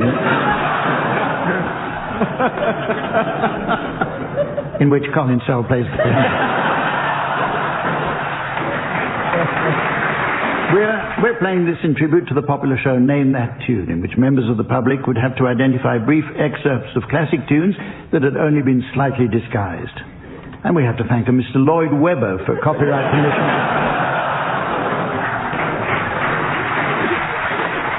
This week, Colin will be playing a selection of pieces from his seminal work, Colin Sell's Carnival of the Animals, while the team should use their skill and judgment to assess which animal is being musically portrayed. Teams, feel free to buzz in if you identify anything. Okay, quote, off you go, Colin, unquote. Challenge from Tim. Sloth.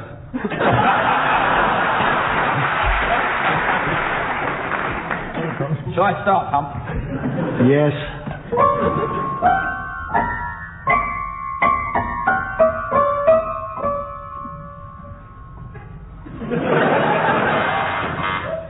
Stick insect. No. Yeah, Barry. Is there a mousy context here, Colin? Yes. Very good. Oh, I got it then. Yes. Carry on.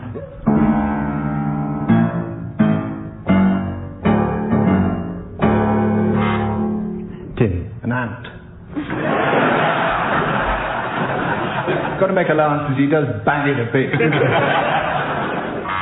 Graeme. Well, we've got an anteater, Captain Corelli's pangolin. No. Was it an elephant? Ah. Yes. Here's the next one.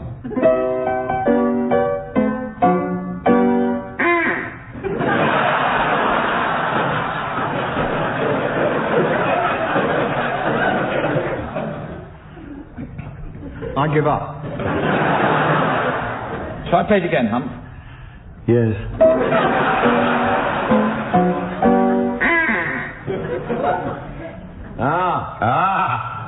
An owl. No, it was a duck. Oh, good Lord, who'd have thought it? I had black hair when that started. We're going to borrow a round now from the Guardian newspaper called Notes and Queries. Actually, this week's edition appeared as Quotes and Neris, an eclectic discussion of the insightful social commentary and acerbic witticisms of Neris Hughes. Obviously, we haven't time to go through all of those, so we'll be playing the original version of the game. I brought along a selection of my favourite notes and queries harvested from the column, to which I'd like the teams to provide solutions. And Tim, we'll start with you. In the book of Genesis, Adam and Eve's sons, Cain and Seth, both married. Where did their wives come from? The Philippines?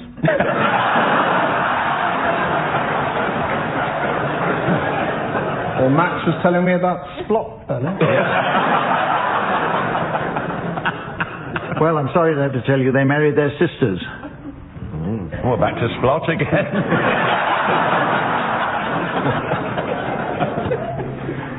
Barry? Yes? Oh, sorry. We're going out for a walk later. Barry, where does the expression, the full Monty, come from? Well, there are many theories involving card games and things, but it does come from the Second World War in the desert. General later Field Marshal Lord Montgomery, the full Monty means the full equipment. His caravan had everything. He even had his own choir boy, who later wrote a book entitled I Was Monty's Treble.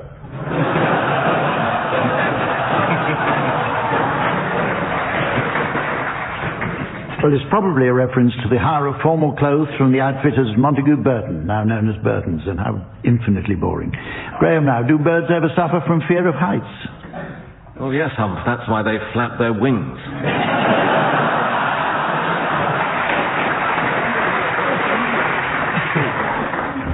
Don't get narky with me. I'm only reading these things. The answer is yes. Okay, Max. Oh, no. There's a bit more here. There's evidence that young birds do. I've forgotten what they do, but they do. Okay, Max, who are the peculiar people and what were their peculiarities? Well, the peculiar people and peculiarities were two brothers from Swansea. One had a huge eye in the middle of his head, and one had an enormously long ear that went down past his knees. And no one took them. They wanted to be sailors, but no one would take them on board because they were so peculiar. But one captain forced to take them on, took them on, and they sailed for weeks and weeks out to sea, and they hit a reef. And all the navigation instruments were destroyed, and one of the brothers said, let my brother climb the mast and look as far as he can see with his huge eye, and he can see as far as he can see, and he can tell where land is. And the captain said, fair enough. So he climbed his mountain, climbed the top mast, he looked, and he went back to the captain, he said, yes, land is 170 miles away, and he said in Spanish. And the captain said, he said, I can believe you can see land, he said, with that big eye, 178 miles away. But how do you know it is Spain? He said, my brother heard him talking. They were the peculiar people. I expect that's probably true, isn't it, Hump? It is true, yes, they were. Okay, here's one. Why do we kiss? It was a moment of madness, Hump.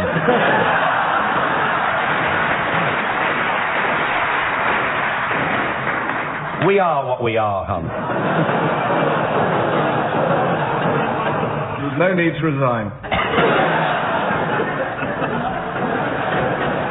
Apparently, kissing is merely the way by which lovers test each other's semiochemicals, the chemical substances that communicate biological signals between animals. What's that got to do with us? Well, it says here it's time to hear the teams entertain us by singing. I've waited 27 years and it hasn't happened yet. They're going to play a round called Censored Song, which is their protest against the high levels of blatant sexual innuendo polluting our airwaves these days. Whatever became of the classic broadcasting style of the 50s and 60s, we didn't need gratuitous filth to enjoy Hans and Lottie Haas in the foothills of the Himalayas, with Hans demonstrating the innocent pleasure of mounting an elephant,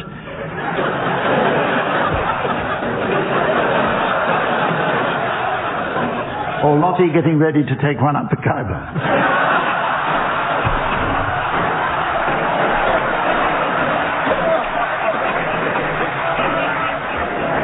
With that picture in mind, Barry and Graeme are going to start with their censored version of Strangers in the Night. Strangers in the night, exchanging in the night. What were the chances we'd meet before the night was through?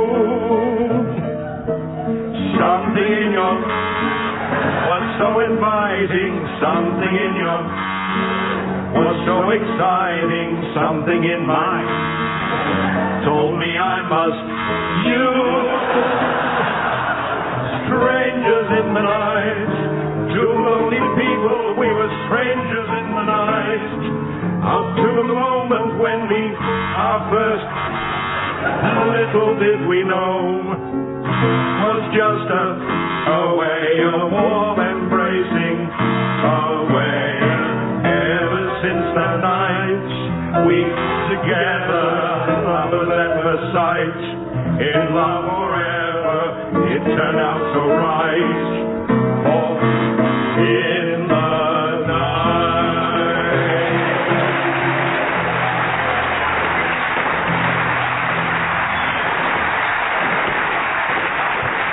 And credit where credit's due, a piano accompaniment was provided there by our resident recording artiste Colin Sell. We followed Colin's career for years, but were surprised to learn how often he changes labels. Most afternoons you'll find him marking down the cheap stuff in Tesco's. Okay, your turn. Tim and Max, would you please provide a censored version of You'll Never Walk Alone?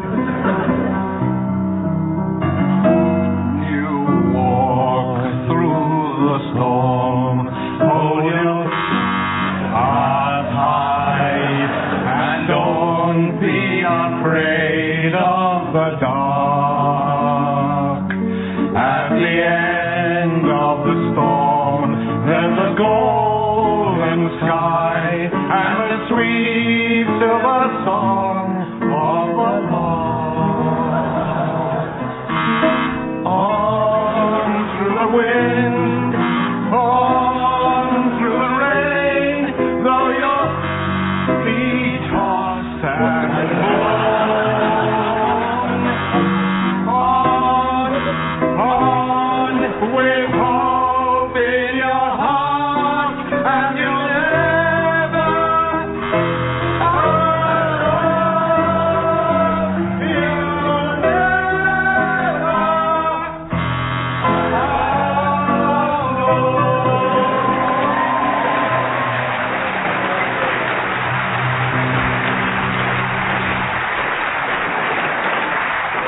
Okay, teams, well, I notice it's very nearly the end of the show, but it's just time for the teams to suggest some new additions to the great canon of Welsh song. Samantha has to nip off to the National Opera, where she's been giving private tuitions to the singers. Having seen what she did with the baritone, the director is keen to see what she might do for a tenor.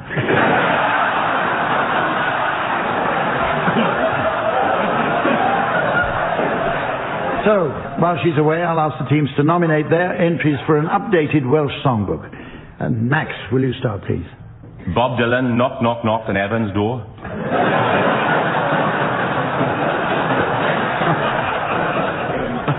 Oasis, Don't Look You Back in Anger. Newport, Newport, so good they named it twice.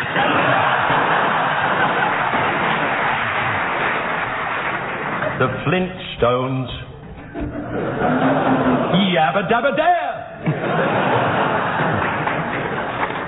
3 degrees, when will die see Hugh again? Relax, Frankie Goes to Holyhead. Is this the way to Aberystwyth? I Love Powys in the Springtime. That great number, Copa, Copa, Carnarvon. And the old hit, Dave Clark 5 and I'm feeling glad it's all over.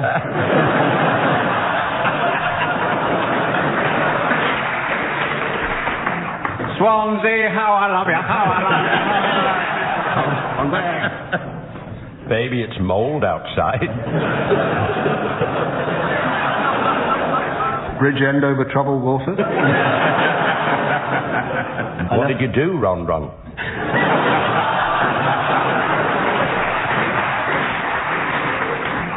So, ladies and gentlemen, as the great tit of time nibbles through the gold top of eternity, and the unseen mouse droppings of fate nestle in the crunchy fruit and nut muesli of destiny, I notice it's the end of the show. So, from the team, Samantha, myself, and the fine folk of Cardiff, it's goodbye. Hello, and welcome to I'm Sorry I Haven't a Clue, the show that's guaranteed to bring the hearse down. You join us today in the fine city of Birmingham. The town's industrial origins go back to the 14th century, when peasants, finding iron ore and coal deposits, started to experiment to produce hot smelting fires and to fashion basic farm tools. It was only after decades of failure they realized that iron doesn't burn and lumps of coal make lousy shovels.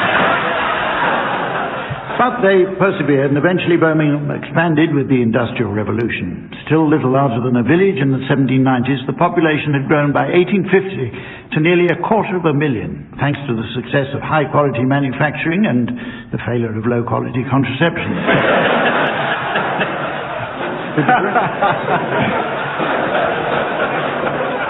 With the growth in production came a canal system so extensive that Birmingham is often described as the Venice of the North. History relates that when Canaletto was commissioned to paint the Renaissance splendour of the Grand Canal of Venice, he climbed from the Piazza San Marco onto the Bridge of Sighs and, admiring the Doge's palace, remarked, "Bloody hell, it looks just like Birmingham." We are today guests at Birmingham's Alexandra Theatre, where the newly refurbished stage accommodates lavish musical productions and attracts top shows from the West End. But the Alex enjoys a broad repertoire and doesn't only present big names guaranteeing box office success.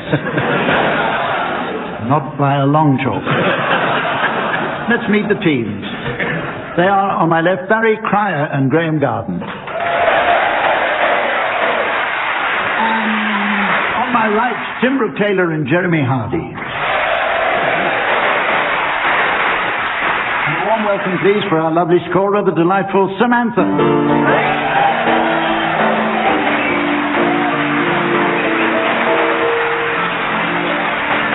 Okay, as the internet continues to grow, websites become ever more useful.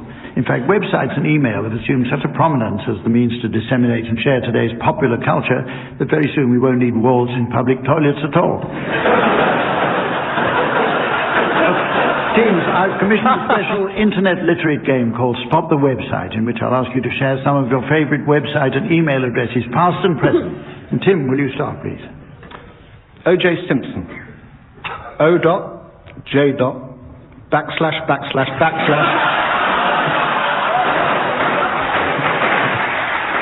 escape. Titanic at iceberg dot dash dot dot dot dash.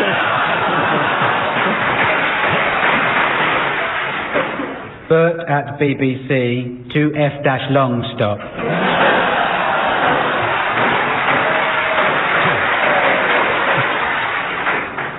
EastEnders at dot dot cotton dot.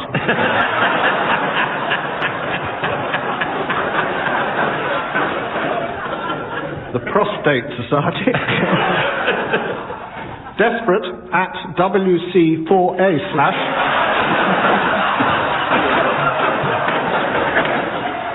/ oh, and another slash. Guardian. Slop, dip, backward slash. Clinton at it, oh don't stop.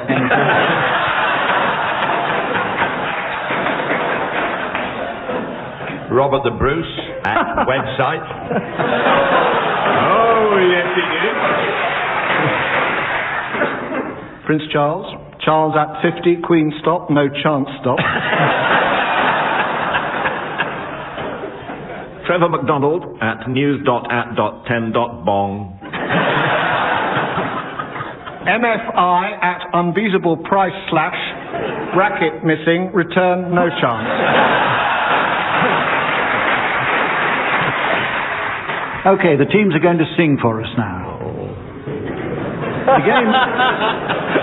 The game is called One Song to the Tune of Another, a concept of such glaring simplicity it takes but a second to explain. Each player has in front of him a song sheet from which the music has been removed. This can be done by obscuring it with a felt-tip pen, but in fact we use Tipp-Ex. I say Tipp-Ex, but any good quality correction fluid will do. There are several reputable brands available at most office weapon shops and high street stationers. Although by the term high street, we really mean any retail site marketing fast-moving consumer goods. If they're out of stock and can't suggest an alternative local supplier, ask them to give you a mail-order address. We, in fact, get ours from the 4th floor stationery cupboard. I say 4th floor, but every floor has one, except the 8th, of course, because that's where the canteen is. Now, teams, at this point, I know what you must be thinking. You must be thinking, where does the canteen manager get her Tipp-Ex from? Well, she doesn't need Tipp-Ex because her staff don't play one song to the tune of another. There you have it. The tunes to go with your song lyrics will be played at the piano by Colin Sell. Listeners may be interested to learn that Colin constantly receives notes from avid pop fans. Here's one. 2 extra bottles of Tizer, but no Vim television.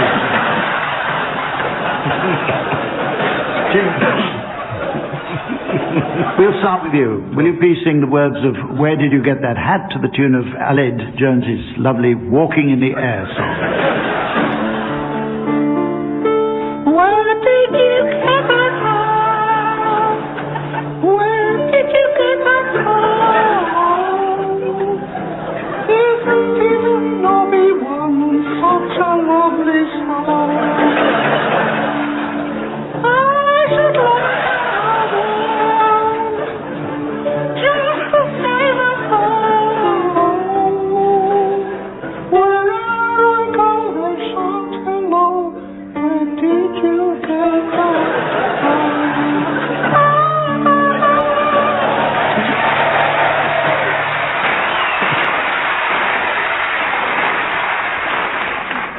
You now, Jeremy, will you please sing the words of Great Balls of Fire to the tune of My Favourite Thing?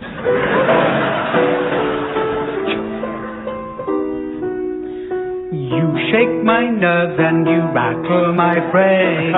Too much love drives a man insane. You broke my will, but what a thrill. Goodness gracious, great balls of fire. Because I thought it was funny. You came along and moved me, honey. I changed my mind. This love is fine.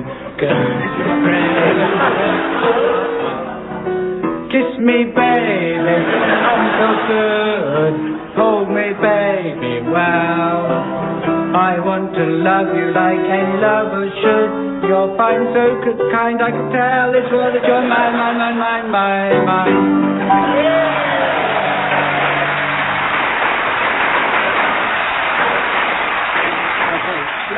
Graeme, will you please sing the words of The Gas Man Cometh by Flanders and Swan to the tune of Elvis's The Wonder of You?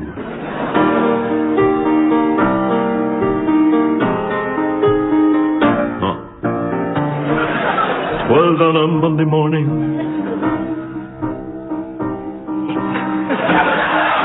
The gas man came to call. The gas tap wouldn't turn.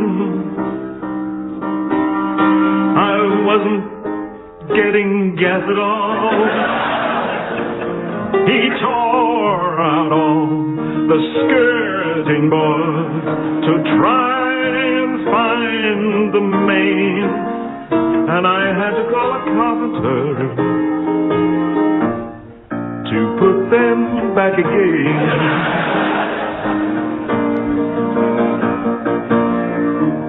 'Twas on a Tuesday morning. The carpenter came round. He hammered and he chiseled, and he said, look what I found. Your joists are full of dry rot, but I'll put it all to rights. Then he nailed right through a cable, and out went all the lights.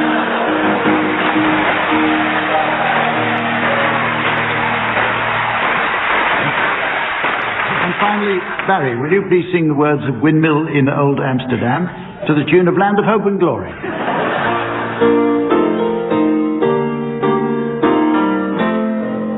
A mouse lived in a windmill in old Amsterdam. A windmill with a mouse in, and he wasn't grousing. He sang every morning, how lucky I am, living in a windmill in old Amsterdam. I saw a mouse where there on the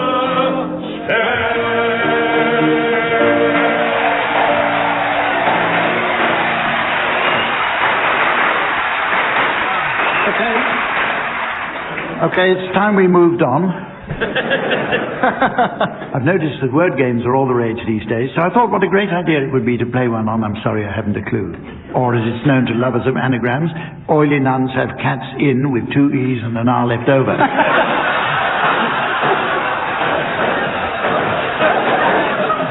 And how true that is. Perhaps the most ingenious of these games is Richard Whiteley's marvellous Countdown show.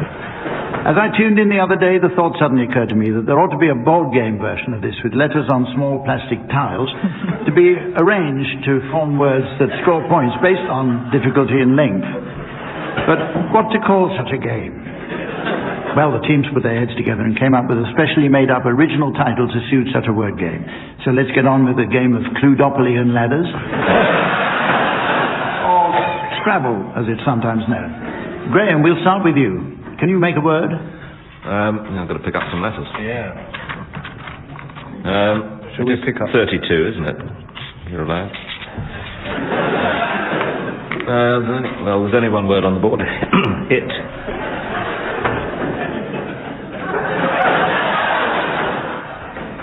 Oh, I've got an S. Hits, plural. Oh, or I could make Yeah. that too, yes. Hits. There we go. Pick up some more letters now. Pick up some more.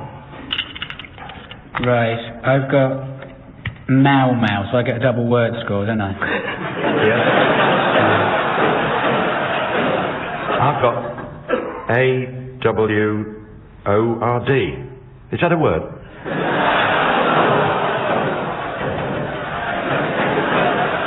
We'll allow that one, I think. All right, thank you. Yeah. Okay, blank, blank, blank, blank.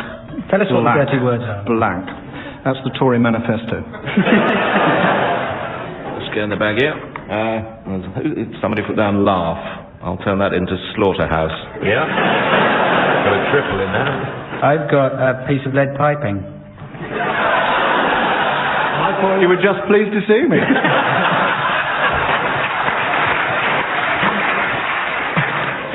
Okay, the teams are now going to play the game that takes its name from Cheddar Gorge, just one of many food-related place names with interesting stories.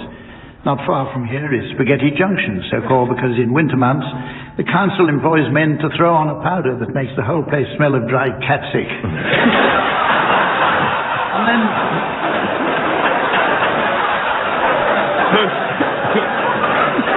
And then there's the Greek city of Marathon, which once lent its name to a popular chocolate bar, before the town reverted to its original ancient Macedonian name of Snickersopolis. As everyone will have guessed, the object of Cheddar Gorge is for each player to utter a single word in turn to form a sentence, but without ever completing that sentence. If I judge that a full stop has been reached, you'll hear this. This week's subject is a weather forecast. And will you start, please, Tim? Tomorrow, there will be a warm, scattered, and yet even, tempered, sort of a hurricane coming in from Hails Owen. In The way Of a warm yet windy. hurricane yet also George. and Mildred.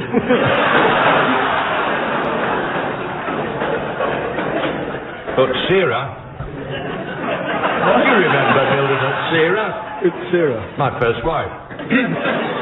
Dogger.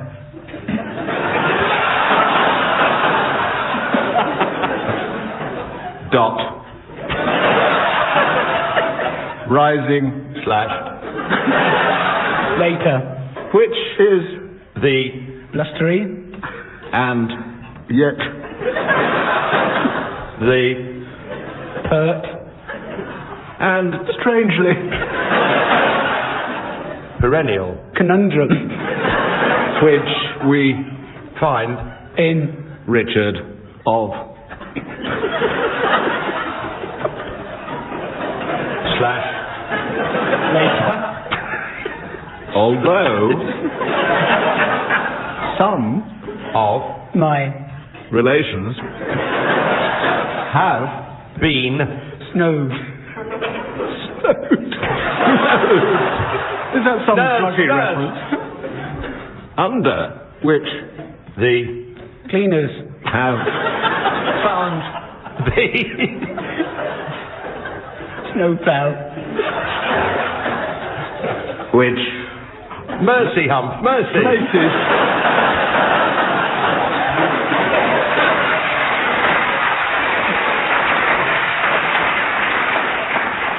I'd like to bring this game to an end, but my horn has atrophied.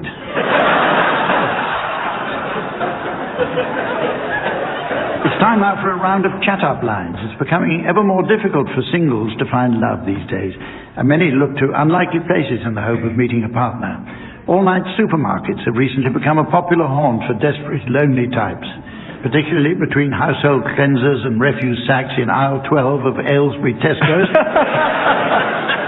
between midnight and 2:30 on Fridays. Or so I'm told. Thanks for the tip, Tim. Spotting a potential partner in a store is all very well, but there's still the question of a suitable opening line.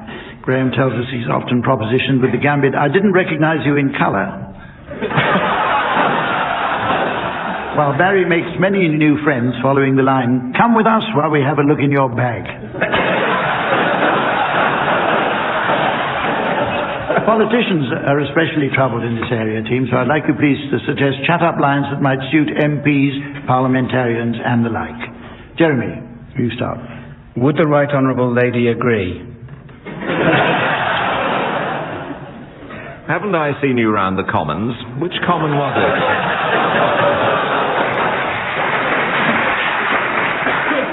My name's Robin Cook. Where are you going?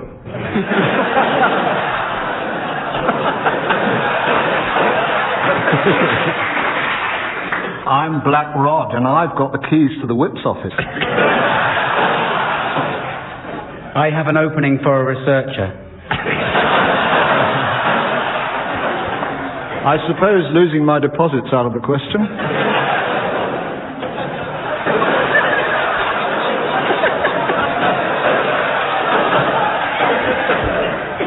How would you like to spend an evening with a standing member?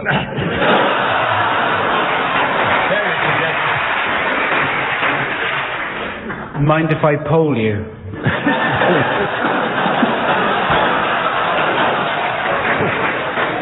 Would you like to come out with me, Minister?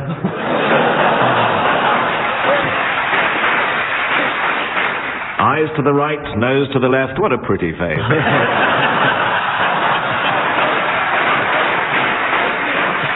It's a joint like this doing in a sun like yours. Get your ermine, you've pulled.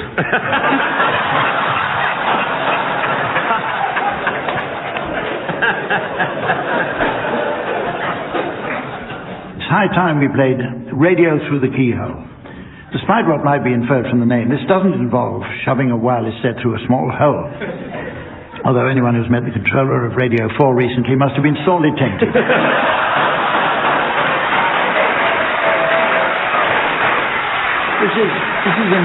This is in fact a cunningly adapted version of the hit TV show where Lloyd Grossman roots around someone's house giving clues while a panel of experts make wild guesses as to what language he's using. Obviously the radio version can't have cameras snooping around people's homes, so instead I've had 2 cubicles mocked up exactly to replicate celebrity houses. And I can promise you teams, absolutely no expense has been spent. Tim and Jeremy, I'd like you to be the first to visit the cubicle, and while you make your way there, the name of your mystery celebrity will be transmitted to the audience via the laser display board, and for listeners at home, here's the mystery voice. Jeffrey Archer. Jeffrey Archer. Okay, Tim and Jeremy, can you hear me? Yes, we can. Start your description now, please. Well, the first thing that strikes is this Oxford University scarf with the price tag still on. Clearly unworn. Also on the side here, interesting, a platform ticket. Really? Oh, and look, it's in a brown envelope. Totally styleless. Oh, what's this here? Spot remover. Apply to back only. Certainly a fascinating book collection. Lots of books. Tracing paper inside some of them, rather strange. Okay, Barry and Graham, start. Well, a wealth of clues there. Radio 4 springs to mind. Radio 4 soap. Yes, a rural epic. Ambridge. Are we getting warm? Not Ambridge, no. I think not the Archers. Not the Archers, no.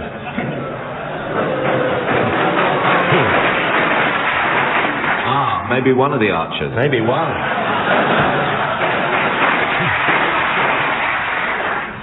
Not Schuler.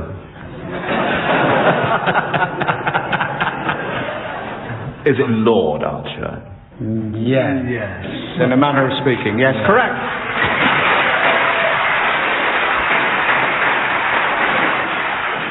Right, your turn, Graham and Barry. Would you please enter your cubicle now? And the identity of your mystery celebrity is now being broadcast on the laser display. And here again is the mystery voice for listeners at home. Jeffrey Boycott. Jeffrey Boycott. Can you hear me? Yes, we can. Very good. In a very interesting room here.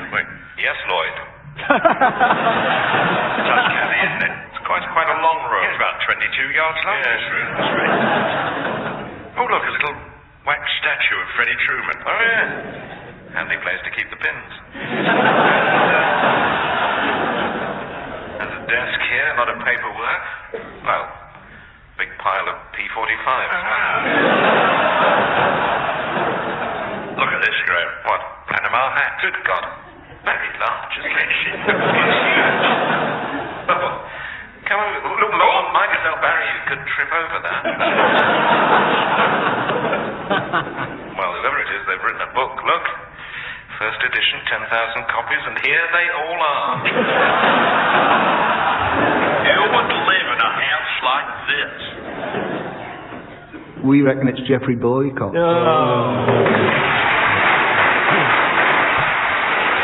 Well, it's almost the end of the show, but there's just time to squeeze in a round of Pensioners' Song Book. Samantha is off to help the elderly gentleman who's moving to a home from the flat beneath hers. She was always popping in to make sure everything was okay down below. And as a result, he became a surprisingly firm friend.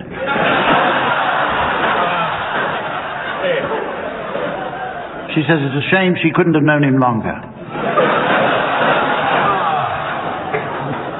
So while she's away, I'll ask the teams to suggest song titles to suit an audience of pensioners and senior citizens. Graham, will you start, please? You say tomatoes and I say,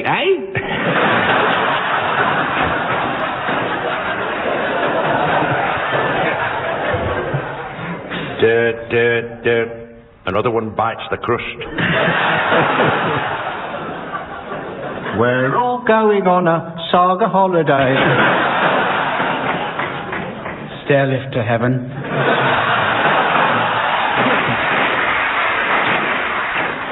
Hit me with your walking stick. The hippie replacement. Wide-eyed and legless with hot chocolate.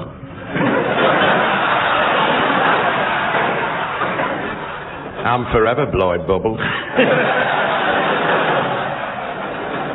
Twist and gout.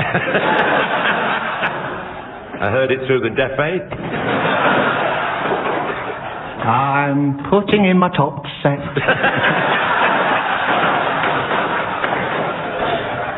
Papa's got a brand new bag.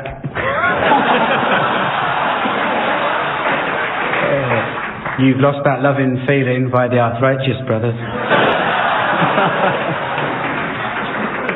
Hey, you're adorable. Hey.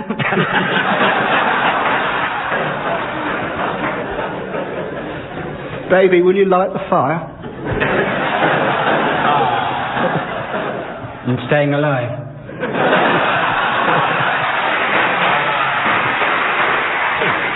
Well, ladies and gentlemen, as the red, red robin of time goes bob, bob, bobbing under the snowplow of destiny, and the sage and onion stuffing mixture of fate is rammed up the eternally unfrozen turkey of damnation, I notice it's time to go. So from the teams, Samantha and myself, and the fine folk of Birmingham, it's goodbye. We have completely run out of time. Good riddance.